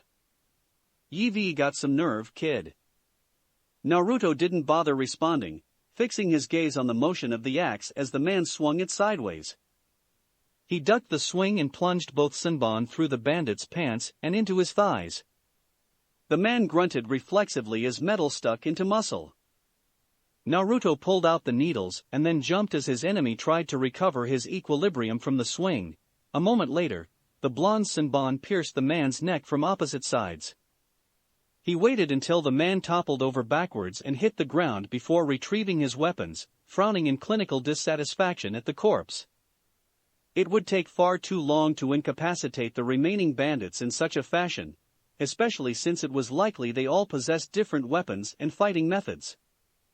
The skewer-like weapons were poisoned, like the rest of his arsenal, but open combat clearly required something a bit more fast-acting than what was currently on them. Not to mention that the kill had been done almost subconsciously, far faster than his current poison could act. Unrolling one of the scrolls from his holders, he unsealed a mahogany jar, uncorked it, and dipped the twin needles into the liquid. The motion was so well practiced that he was back on the move within 10 seconds, heading for a small cluster of men that was approaching the wagon. Naruto placed both Senbon in his mouth, clamping down on the centers with his teeth. His hands now free, he grabbed a second scroll from a different holster on his uniform and gripped both ends, unraveling about 2 feet worth of parchment. Using a trick Tenten had taught him, he channeled chakra into the scroll and unleashed a shower of kunai upon the group of bandits. They turned at the intrusion, and Naruto dropped the scroll, intending to return for it later, to resituate his longer Senbon in his grasp. Ducking and weaving amongst the group's members, he lashed out with the needles, leaving long scratches and small puncture wounds in his wake. When he was sure he had managed to attack all the bandits, he disappeared into the ground via the Shinra Bansho, eliciting a clatter of protests and questions from the group above.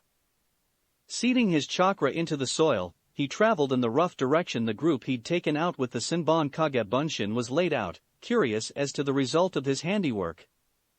The poison he'd dipped his twin Senbon into was a mixture made from the various parts of deadly nightshade, one of the most potent brews in his arsenal.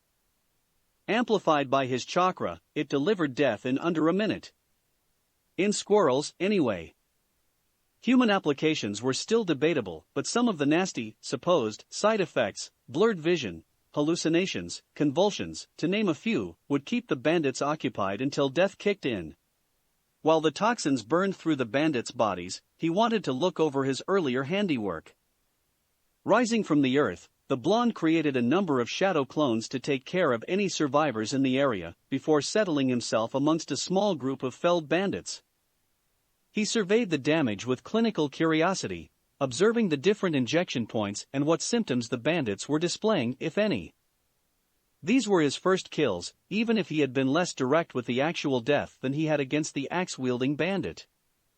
That was okay though, he supposed. he supposed, given that assassinations were supposed to be performed without the victim ever knowing who his murderer was. He knelt down and tried to pinpoint how close to the jugular one of his needles had hit, feeling for a pulse, and trying to judge how quickly the man had died. Standing back up, he scratched his head unsurely. Damn, kinda wish I was a medic neen. The problem was that he just wasn't very knowledgeable about the human body.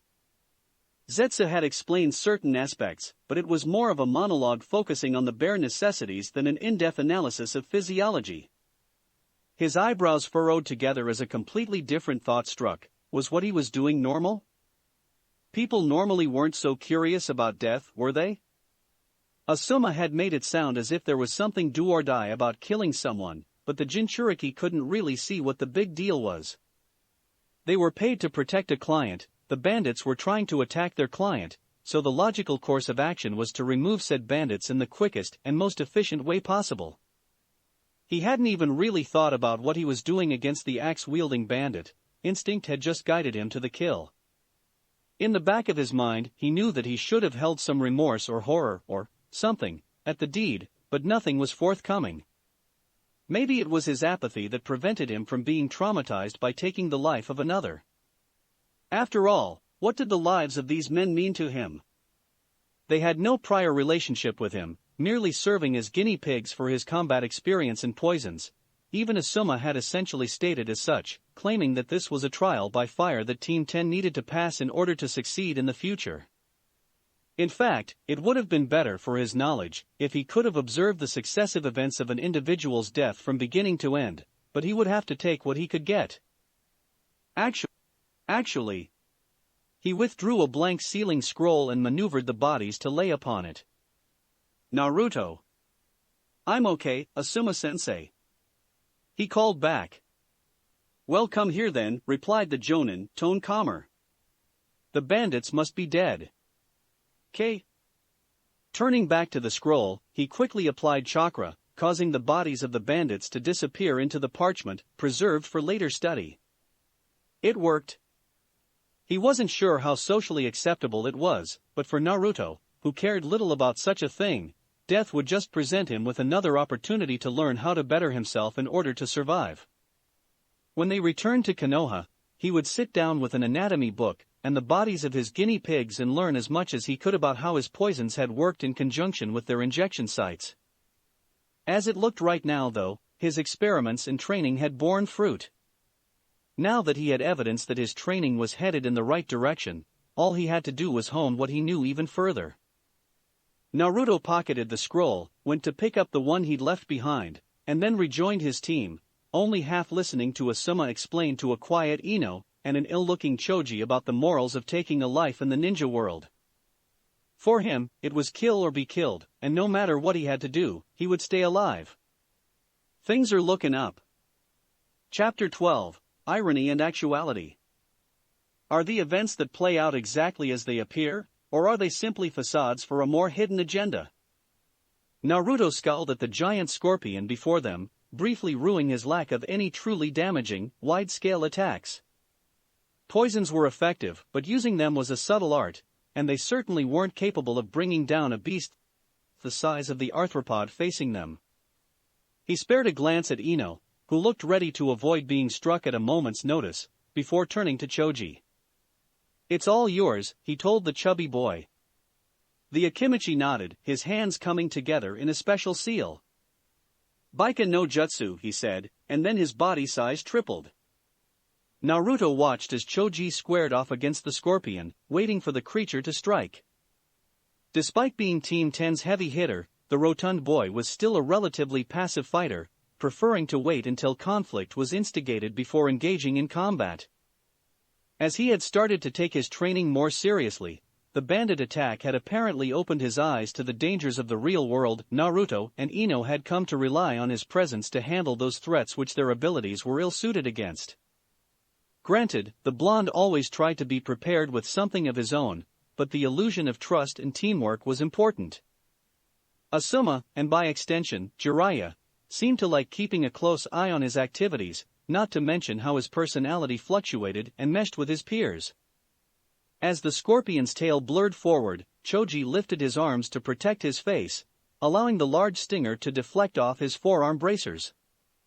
Throughout the months, as Choji had become more immersed and capable with his clan's techniques, he'd started adopting pieces of armor to supplement his bulk. With the additions, the rotund boy had increased both his offensive and defensive prowess, making him capable of stalling for time as his teammates worked their own maneuvers.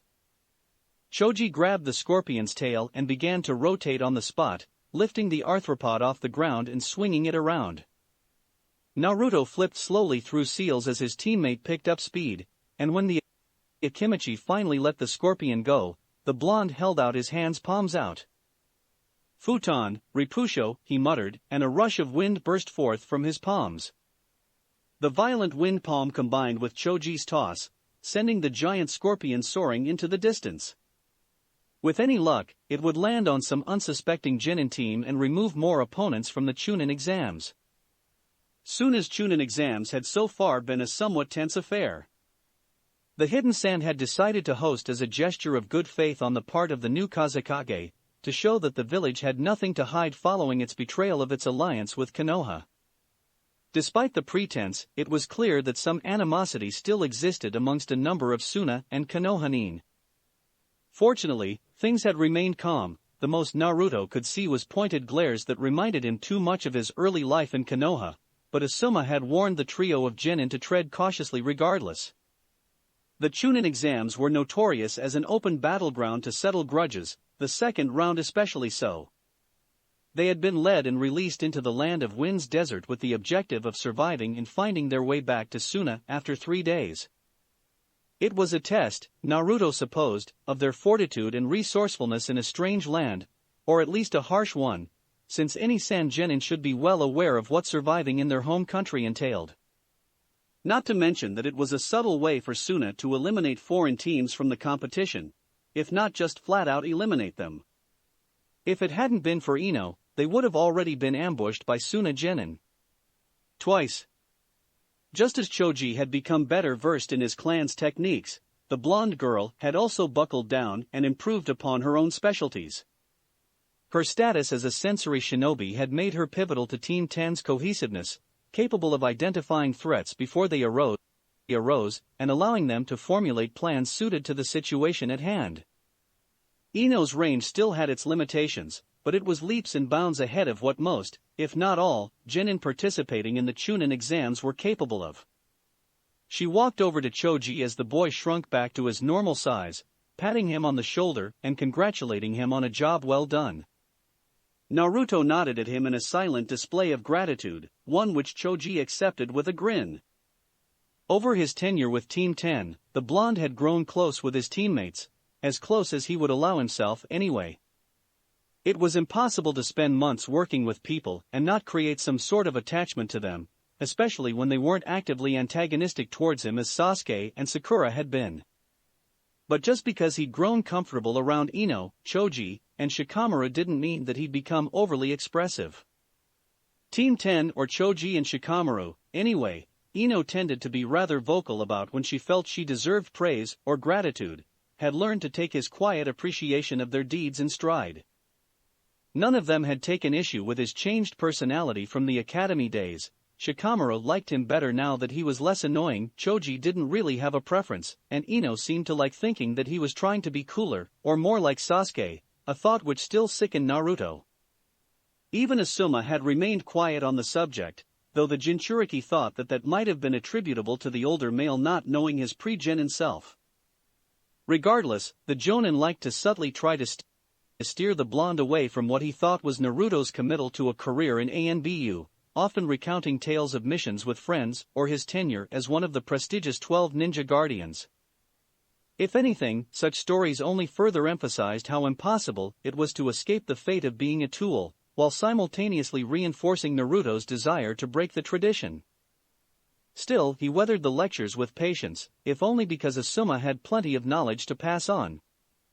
In fact, the blonde thought that Team 10's sensei focused a bit more on his training than that of the Ino Shikicho trios, probably, he theorized, because Asuma could actually teach Naruto some of his own techniques and fighting strategies, the original members of Team 10 learned most of what they needed from their families, placing Asuma in a role closer to a catalyst than a teacher. The same wasn't true of Naruto though, and the results showed. The fact that he could use wind ninjutsu, limited though it was for the time being, was a testament to his growth under Asuma. It chafed a little that he still required a teacher to improve certain skills, but his improvements spoke for themselves, so he bit his tongue at the hypocrisy and just went with it. He had already accepted that it would take years to get to the point that he wanted, and it was better to take advantage of any situations that arose while he could to cut down that time as much as possible. Naruto shielded his eyes from the sun and looked around, trying to spot a landmark to gauge their progress. When the vast expanse of sand was all that greeted his sight, he let out a sigh. They were approaching the evening of day 1, and the hidden sand didn't seem any closer now than it had at the beginning of the second round. "Come on," he suggested, turning to Ino and Choji, "we should keep moving." Both nodded in response, and the trio continued its trek north, in the direction Ino had sensed their guide leaving earlier. The sun was almost finished setting by the time they found a cave hollowed out of a small rock formation, several cacti growing outside its entrance like sentinels. While his teammates took shelter in the cave, Naruto took out a kunai and channeled chakra along its length, producing a small blade capable of slicing through anything. He cut off the spines of several cacti as close to the skin as he could manage before slicing off the naked arms and a number of fruit-bearing tops. When he felt he had enough, he collected everything from the ground and walked into the cave, where Ino and Choji were waiting in silence. "Here," he said, tossing them each some dragon fruit, "eat up." "What's th plan?" Choji asked, biting into the violet-colored pitaya. "Rest for a couple hours, then start traveling at night. Gets us out of the hottest part of the day," Naruto explained. "Unless you guys have a better idea." Choji shook his head. Ino muttered, "Finally a break." "Yeah, you could probably use more beauty sleep, huh, Ino?" Naruto joked. The kunoichi cracked her knuckles threateningly. "What?" she growled. "Care to repeat that, Naruto?"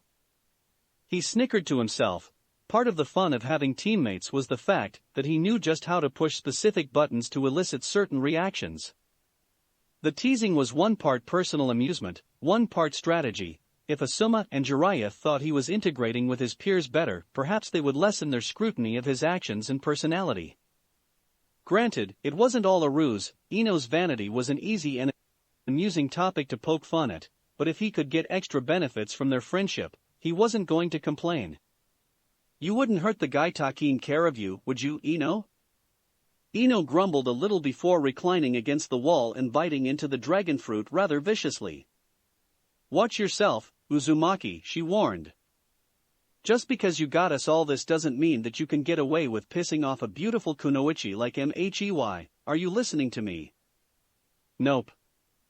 He'd started tuning her out in an effort to recall what he knew about cacti.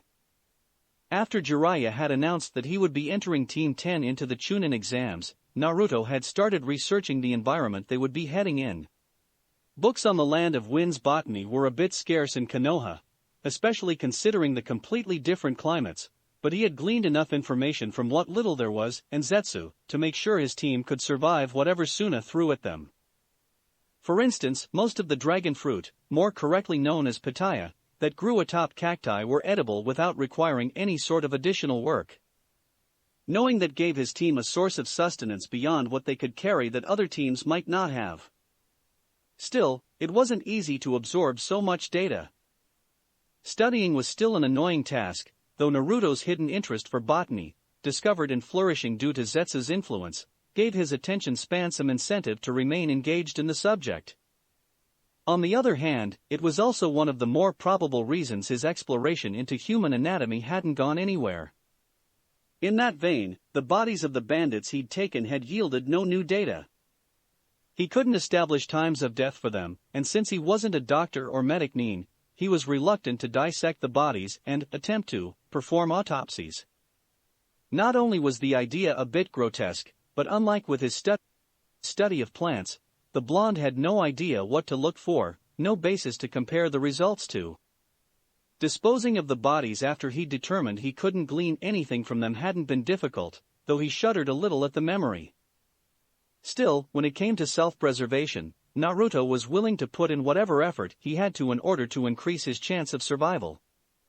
That was why he'd learned as much as he could about the Land of Wind.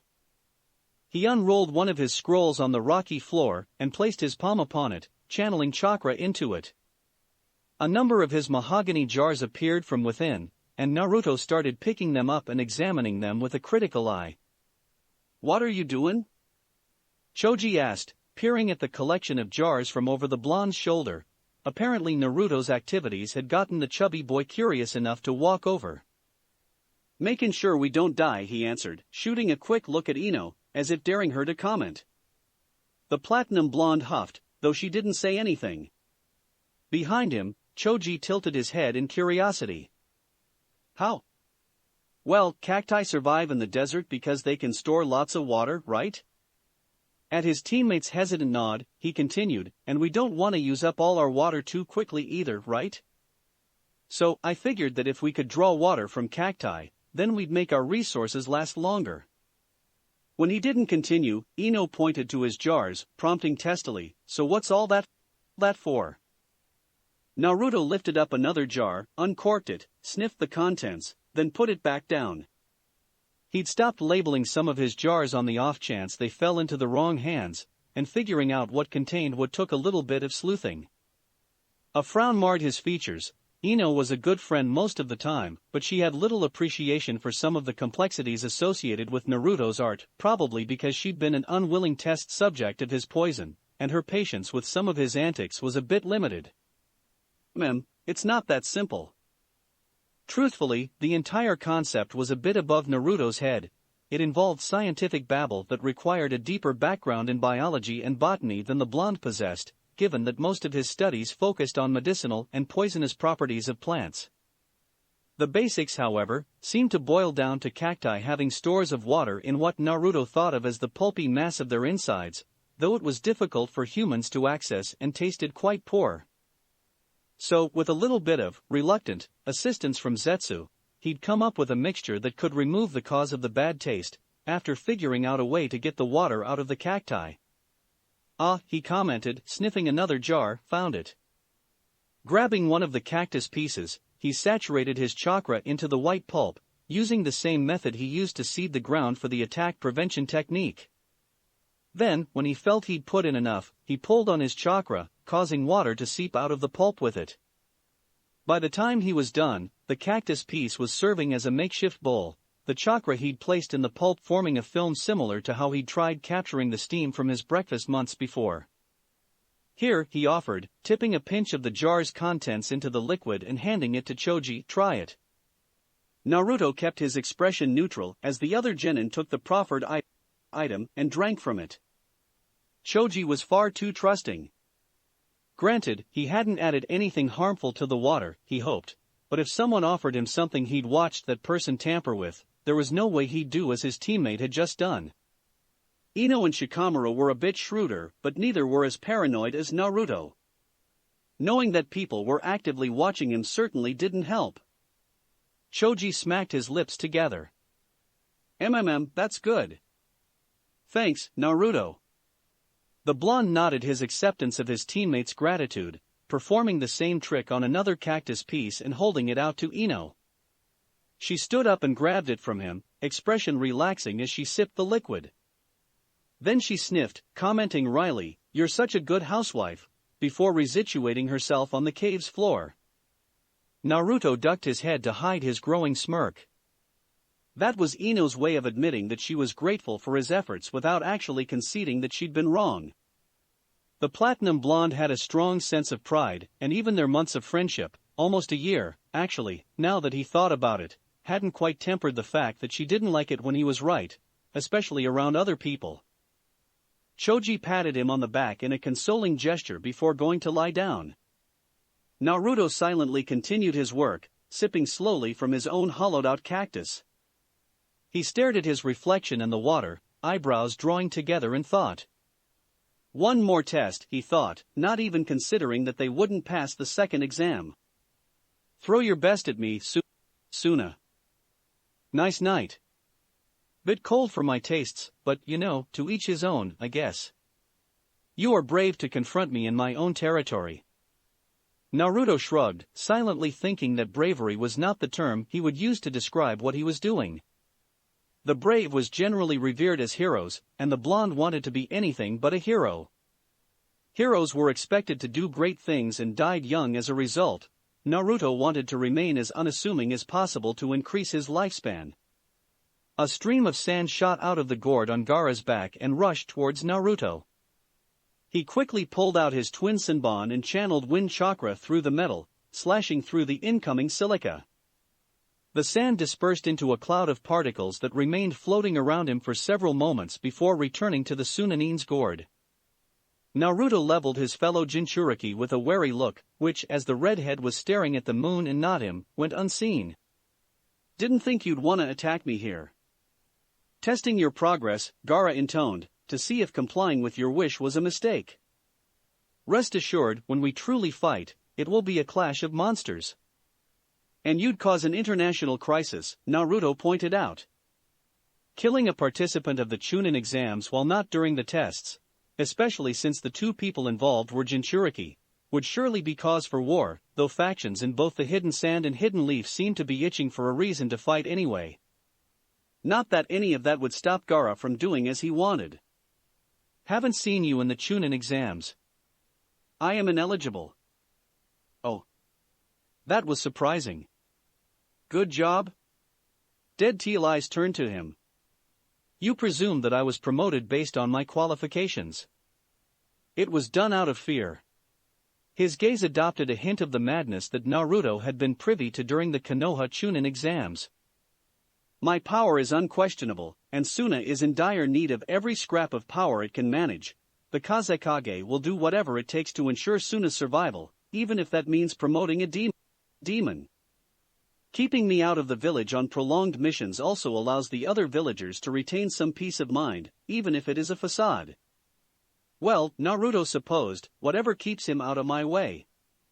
The fact that he didn't have to deal with his fellow Jinchuriki during the Chunin exams was a blessing, the underlying cause notwithstanding. Why did you seek me out? You fear me, Gaara stated, which is why you took precautions against me in the Chunin exams. Your fear is understandable, your presence here is not. Naruto didn't even bother denying the redhead's claim. Ah, right. I've got some info for you about a group called Akatsuki. And this should concern me? Yeah, you see. Hello, Naruto-kun. Naruto jumped, startled at the intrusion during his collection of fresh plants. Zetsu. You scared the crap out of me. Where've you been? You've been gone almost 4 months. Perhaps you should learn to take better stock of your surroundings, then, Black Zetsu sneered. And we were on vacation/collecting info. Both halves answered. There was a moment of silence where Naruto watched the plant man's normal eye shift to glance at his darker side, as if each half was trying to stare down the other. Why did you tell him that? He doesn't need to know how we spend our time. But he knew we were out helping him, it's only fair that he learns what we were up to. If he wasn't so inept, he wouldn't have required any assistance in the first place. Standin' right here. Yellow Eyes gazed at Naruto unblinkingly. I can see that. You should stop being mean to Naruto-kun and tell him what we found. Humph, I suppose it would be a waste not to. Akatsuki is a mercenary group comprised of Nuke-nin, Black Zetsu began, and as the former Kusanin spoke, Naruto focused intently on his words, knowing that the information his tutor had gotten was vital to his survival. Its services appear typical for shinobi of a hidden village, though dabbling more in combat and assassination than espionage and other mundane tasks. A bunch of different people are part of it, White Zetsu added. Black Zetsu made a noise of discontent, though he didn't interrupt. And they traveled in pairs most of the time, but we don't know how many of them there are. Most of the time? Naruto wondered. He didn't voice the question aloud, instead asking about a more pressing concern. If Akatsuki is a mercenary group, How come it's after me? We don't know, Black Zetsu admitted, but they're not just after you, White Zetsu piped in with inappropriate cheer. One of their members invaded Takigakure and attacked what we can only assume was the Nanabi Jinchuriki. To face down a shinobi who accessed such potent, demonic chakra, I admit to being impressed with the caliber of these Akatsuki shinobi. White Zetsu giggled in amusement. Light blue is a natural hair color. Naruto didn't bother pointing out that Zetsu's green hair wasn't exactly normal either. Nothing about the plant man was commonplace. What else? Zetsu shrugged. We don't know anything else. Akatsuki operates quite covertly, despite its advertised services. For obvious reasons, the hidden villages prefer not to bring attention to either the hiring of or invasions by outside forces. Sorry, Naruto-kun. Don't apologize to him. We did more than was necessary. But he might die because we couldn't figure out what Akatsuki wanted, and then all this time would have been a waste. The plant man's darker side was silent at that, and Naruto repressed his amusement at White Zetsu's victory. Wait, was that an insult? He shook his head of the thought, knowing that trying to work through the sincerity, or lack thereof, of Zetsu's words was more likely to create questions than answer them. Well, thanks for the info. Oh, he continued, reaching into one of his pouches and coming out with a scroll as a thought occurred to him, I've got something for you. With a quick application of chakra, the bodies of the bandits he'd tried studying appeared. White Zetsu's mouth curved upward in delight. Naruto-kun, you shouldn't have. He scratched the back of his head in discomfort. Yeah, well, there you go. Truthfully, he hadn't yet figured out a good way to dispose of the bodies without either arousing suspicion or losing the scroll in the process, and apparently the scroll kept its sealed items in some sort of stasis that prevented decay and decomposition. Edging the scroll out from under the bodies, he rolled it up, ignoring the gleam of something in Zetsu's eye. I'm just gonna go now. The sound of Zetsu devouring the bandits' bodies followed him as he left the forest, echoing horribly in his mind. Gaara didn't react as he relayed the information Zetsu had collected on Akatsuki, leaving out the plant man's cannibalism and snarky insults. So, stated the redhead at length, you wanted to warn me about an organization collecting the Jinchuriki. Why? He asked at Naruto's nod. The blonde shrugged. Felt like it. Maybe you're super strong or whatever, but I don't think you should be ambushed like that Taki Jinchuriki. Sand swirled around the Sunanin in a thin stream. I cannot be ambushed, Gaara intoned matter-of-factly. Your warning is unneeded. Now leave. Knowing that it was unwise to press his luck with Gaara's temperament, and done delivering his message, the blonde left the rooftops silently, jumping to the street below and wandering back to the hotel with hands laced behind his head. If Akatsuki was after the Jinchuriki, all the Jinchuriki, Naruto certainly had no intention of going down without a fight. And if manipulating his fellow demon container into doing his dirty work for him saved him some effort, well, he had no compunctions about doing so. Gaara would be targeted at some point, and with the redhead's insatiable thirst for conflict and murder, the challenge that Akatsuki would pose would, hopefully, lure the redhead into, hopefully, taking care of the mercenary group before it became Naruto's problem. It was manipulative as hell, it hinged on a lot of hypotheticals, and Gaara was rather resistant to serve as Naruto's unknowing tool, but the blonde would try whatever method he could to get the Ichibi Jinchuriki to work for his cause. A clone stepped out from the shadows and deposited a ceramic jar into the real blonde's hand before dispersing in a puff of smoke. Naruto tossed the weapon up and caught it, thinking about how Gaara's idea of being ambushed was far too narrow. He placed the jar containing a potent sleeping agent back in its pouch, and continued walking back to the hotel. Gaara was a useful pawn, but if the redhead didn't think he could be ambushed, and having a shadow clone utilizing the Shinra Bansho beneath the Sunanin on the chance he needed to be subdued was definitely an ambush, he wouldn't be nearly as much of an asset as Naruto hoped. Oh well, he figured, not like I should rely on him anyway. Congratulations again on making it to the third stage of the Chunin exams.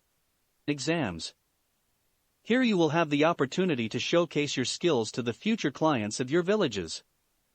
Addressing them was the new Kazekage, Gaara's father's successor. Naruto remembered, a woman with pupil-less brown eyes and forest green hair tied up in a bun, a pair of, what the blonde could only assume was dyed, orange tresses framed her angular face.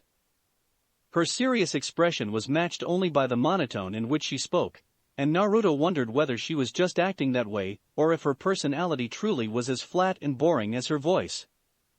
During the course of these exams, the qualities expected of a chunin have been tested, continued the Kazekage. Strategizing and leadership, survival in a foreign environment, teamwork. To simulate combat in the field, the final exam will test the abilities of your team to neutralize an opposing team. Sometimes, as chunin, you will have to make life and death decisions between either saving your teammates or completing a mission. She paused for effect, allowing the ominous meaning of the statement to linger. As such, whoever remains conscious from the winning team will be promoted. So even if your team wins, you can still lose if you're not awake, huh? And if you don't work together to take down all the enemies, you might get outnumbered. Another test promoting both teamwork and individualism. Well, Naruto was used to those. Now, the first match will now commence, the Kazekage announced. Team 10 from Konohagakure and Team 2 from Takigakure remain in the arena. Everyone else should exit towards the surveying balcony. Naruto cracked his knuckles as everyone but the two teams left. The arena was a circular construct with a floor composed of square tiles and curved earthen walls. There was no dirt, no grass, no trees, not even a trace of the sand that starkly defined almost the entirety of the Land of Wind. They were being tested on pure combat potential, relying solely upon the skills they had and not how effectively they could use the terrain. It wasn't the type of fight Naruto particularly excelled in, given that the fights he preferred were normally over before the opponent knew he was there, but he also had enough tricks up his sleeve to feel confident in Team 10's victory. He stretched his arms in the air, turning his head to the right to glance at Ino and Choji and purposefully blinking once when they caught his gaze. Neither responded, but the blonde could tell by the way they shifted just slightly that they'd received the message. The proctor, a man Naruto vaguely recognized as the tall Sunanin who had fought the proctor back in Konoha's Chunin exams, glanced dispassionately at both teams. "Begin," he said, jumping away to give them space to fight. Two of the Takinin flipped through seals, producing two jets of water that split the members of Team 10 apart from each other. The apparent leader of the waterfall genin used a similar technique to drag moisture from the air, forming a deep blue sword with jagged edges, which he immediately slashed at Naruto with. The blonde's hands dipped into his pouch, withdrawing his senbon and crossing them together to counter the attack. He took the momentary stalemate to glance over at Ino and Choji. Both of his teammates seemed to be holding their own in combat, despite the intentions of the opposing team to take them out individually. It was smart of the Takinin to separate them. Team 10, after all, was a group focused heavily on teamwork, even more so considering the fact that neither Choji nor Ino looked particularly suited to being shinobi. It was a common misconception, but Naruto was confident that Ino and Choji could either hold their own until he took his opponent out or end their battles by their own merit.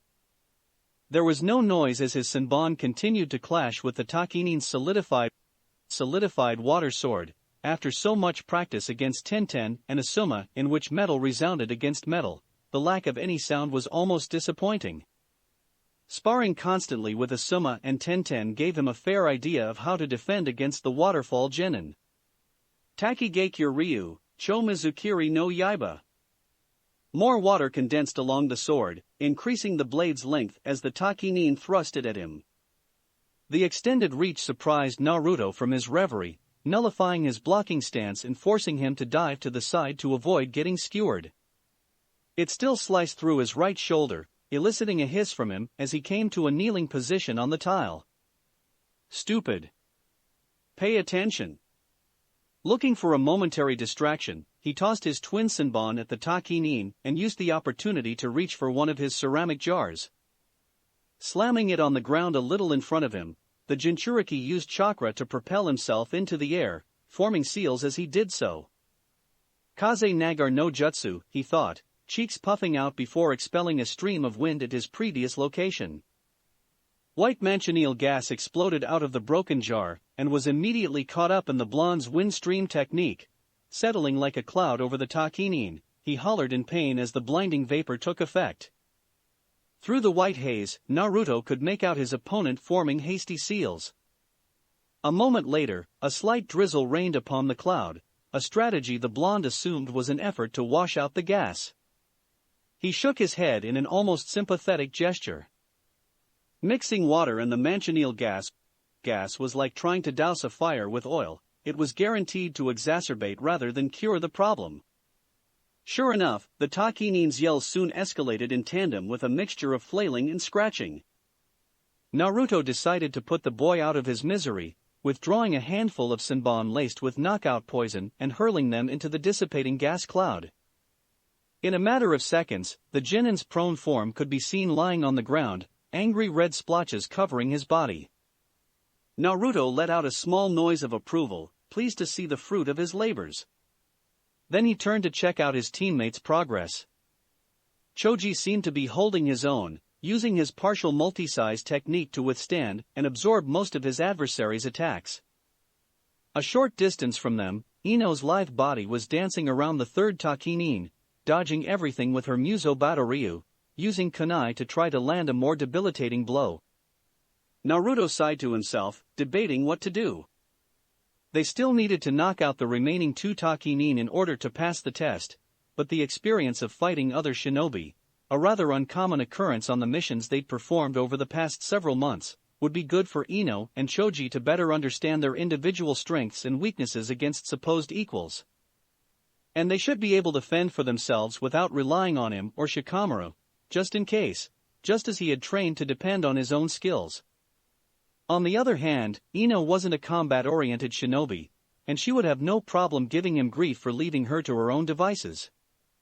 Walking over to the felled Takinin and picking up his dropped senbon, he pocketed them, and then grabbed two smaller ones, moving closer to where his fellow blonde was dodging her opponent. He studied their rhythm for several moments before releasing one needle after the other as practice with Tenten had drilled into his head.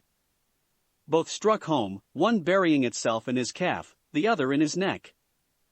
The genin stumbled briefly, affected by the muscle-paralyzing toxin tipping the senbon, and Ino took the moment to form the specialized seal of her clan. Her consciousness shot into his, and after another couple seconds, the Takinin slumped to the ground, forced into unconsciousness. The polite applause of the crowd caught Naruto's attention, and he glanced at Choji to find the Akimichi's opponent out cold. We won, he thought, allowing himself a small smile. Ino stalked up to him. I didn't need your help, she huffed. I had that guy exactly where I wanted him right before you interfered. Shouldn't you just be glad we won? Duh, she sniffed, but it's the principle of the thing. I'm not some damsel in distress that needs rescuing. Naruto sighed, causing Choji to shoot him a sympathetic look. Yelled it for helpin', probably woulda gotten yelled at for not helpin', there's just no winning with her. Shikamaru's right, women are troublesome. The winners are Akimichi Choji, Uzumaki Naruto, and Yamanaka Ino of Konohagakure, stated the proctor. Now remove yourselves from the field so we can move on to the next match. They all complied, Choji withdrawing a bag of chips hidden somewhere on his person as they did so. When they were hidden from the audience's view, Ino turned to her fellow blonde and held out her hand expectantly. After a reluctant pause, Naruto silently unclasped his jar of healing salve and pulled out a roll of bandages from his pouch, handing them both over to his teammate. Shirt, she demanded, and he complied by wiggling out of the olive-colored garment, then peeling the gray undershirt over his head. Ino released an exasperated sound. You're so reckless, she told him, rubbing salve over the cut on his shoulder. He caught me by surprise. This time, Ino scoffed. Can't even handle yourself and you think we need your help, she muttered. I can handle myself just fine. I could do this myself, too, he added pointedly. Yeah, well, tough, she retorted, wrapping bandages around the wound. Maybe next time. Naruto wasn't sure whether to be amused or exasperated. Every time he got injured in practice or combat, Ino would always insist on fixing him up, and she'd always say that it was, he'd theorized, her way of showing gratitude to him, since it was a rare occasion when she'd express such sentiment in words. Oh well, he thought, trying not to dwell on Ino's peculiarities, and instead choosing to revel in his pending promotion. He slid his shirts back on and took the proffered medical items from Ino, walking side by side with her up to the viewing balcony. I'm making progress. Naruto tossed his new weapon into the air, watched it with a careful eye, and caught it on its downward path. He frowned. Despite grabbing the handle, its position felt awkward in his hand. In addition to passing on a set of earrings to Choji and Ino, as was tradition, Asuma had presented Naruto with a pair of hunting knives as a gift for making Chunin. The hunting knives, he'd explained, were better than the blonde Senbon or kunai for utilizing wind chakra in combat, and the fighting style they utilized was a bit closer to the one Asuma used than trying to reinvent a style based on how Haku had fought in the Land of Waves. Naruto had initially tried to reject the gift, but Asuma had insisted that it was tradition for a teacher to give his students gifts whenever they were promoted to Chunin, so he'd stopped protesting. Besides, Asuma had given him something pretty useful. It would have been a mistake not to make use of the knives. Though simple, the blades possessed a sort of elegance that Naruto could appreciate. 18 inches from tip to hilt, the foot-long blade was sleek steel with a slight curve in the last few inches that provided a perfect edge for poison. The handle was smooth mahogany, long enough for the blonde to grow into the knives as he went through adolescence. Finding a balance was weird. They were forged a little differently from kunai and way differently from Senbon, but the newly minted Chunin felt that he'd be able to work out the kinks soon enough. Tenten, at least, would be pleased to try and help him fully understand the new weapons. He flipped his grip on the weapon, turned, and threw it at a tree 10 feet away. Naruto-kun, you almost killed us. The Jinchuriki blinked as his tutor melded out of the tree his knife was sticking out of. Sorry, Zetsu, didn't see you there. I didn't mean it. So, you say, Black Zetsu remarked at the same time White Zetsu said, it's okay then, Naruto-kun. No, it's not okay, Black Zetsu corrected testily. I do not wish to die because of his incompetence. Well, I just made Chunin, Naruto told him, and even as he tried to withhold the boasting lilt in his voice, he knew he failed, so I guess I'm not that incompetent, huh? There was a moment of silence before the plant man's darker half retorted, after everything we have told you, your pride in this meaningless accomplishment only betrays exactly how mindless you truly are. But congrats on your promotion, Naruto-kun, White Zetsu added, and his voice was so sincere that Naruto almost thought he meant it. The blonde shook his head. No, you don't get it. Now I'm one step closer to my goal. I don't get it. The feeling is mutual. Okay, well, check it out.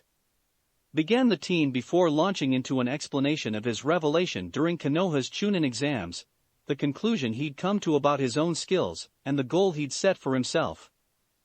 To his credit, Zetsu remained silent throughout the entire diatribe, listening to his pupil's thought process as the blonde had done with him countless times before. When he was done, Naruto asked, "So, what do you think?" "Not bad, huh?" After a beat, the dark sound that he'd come to associate with Black Zetsu chuckling could be clearly heard. "Clever," admitted the plant man's darker side, "more so than I expected.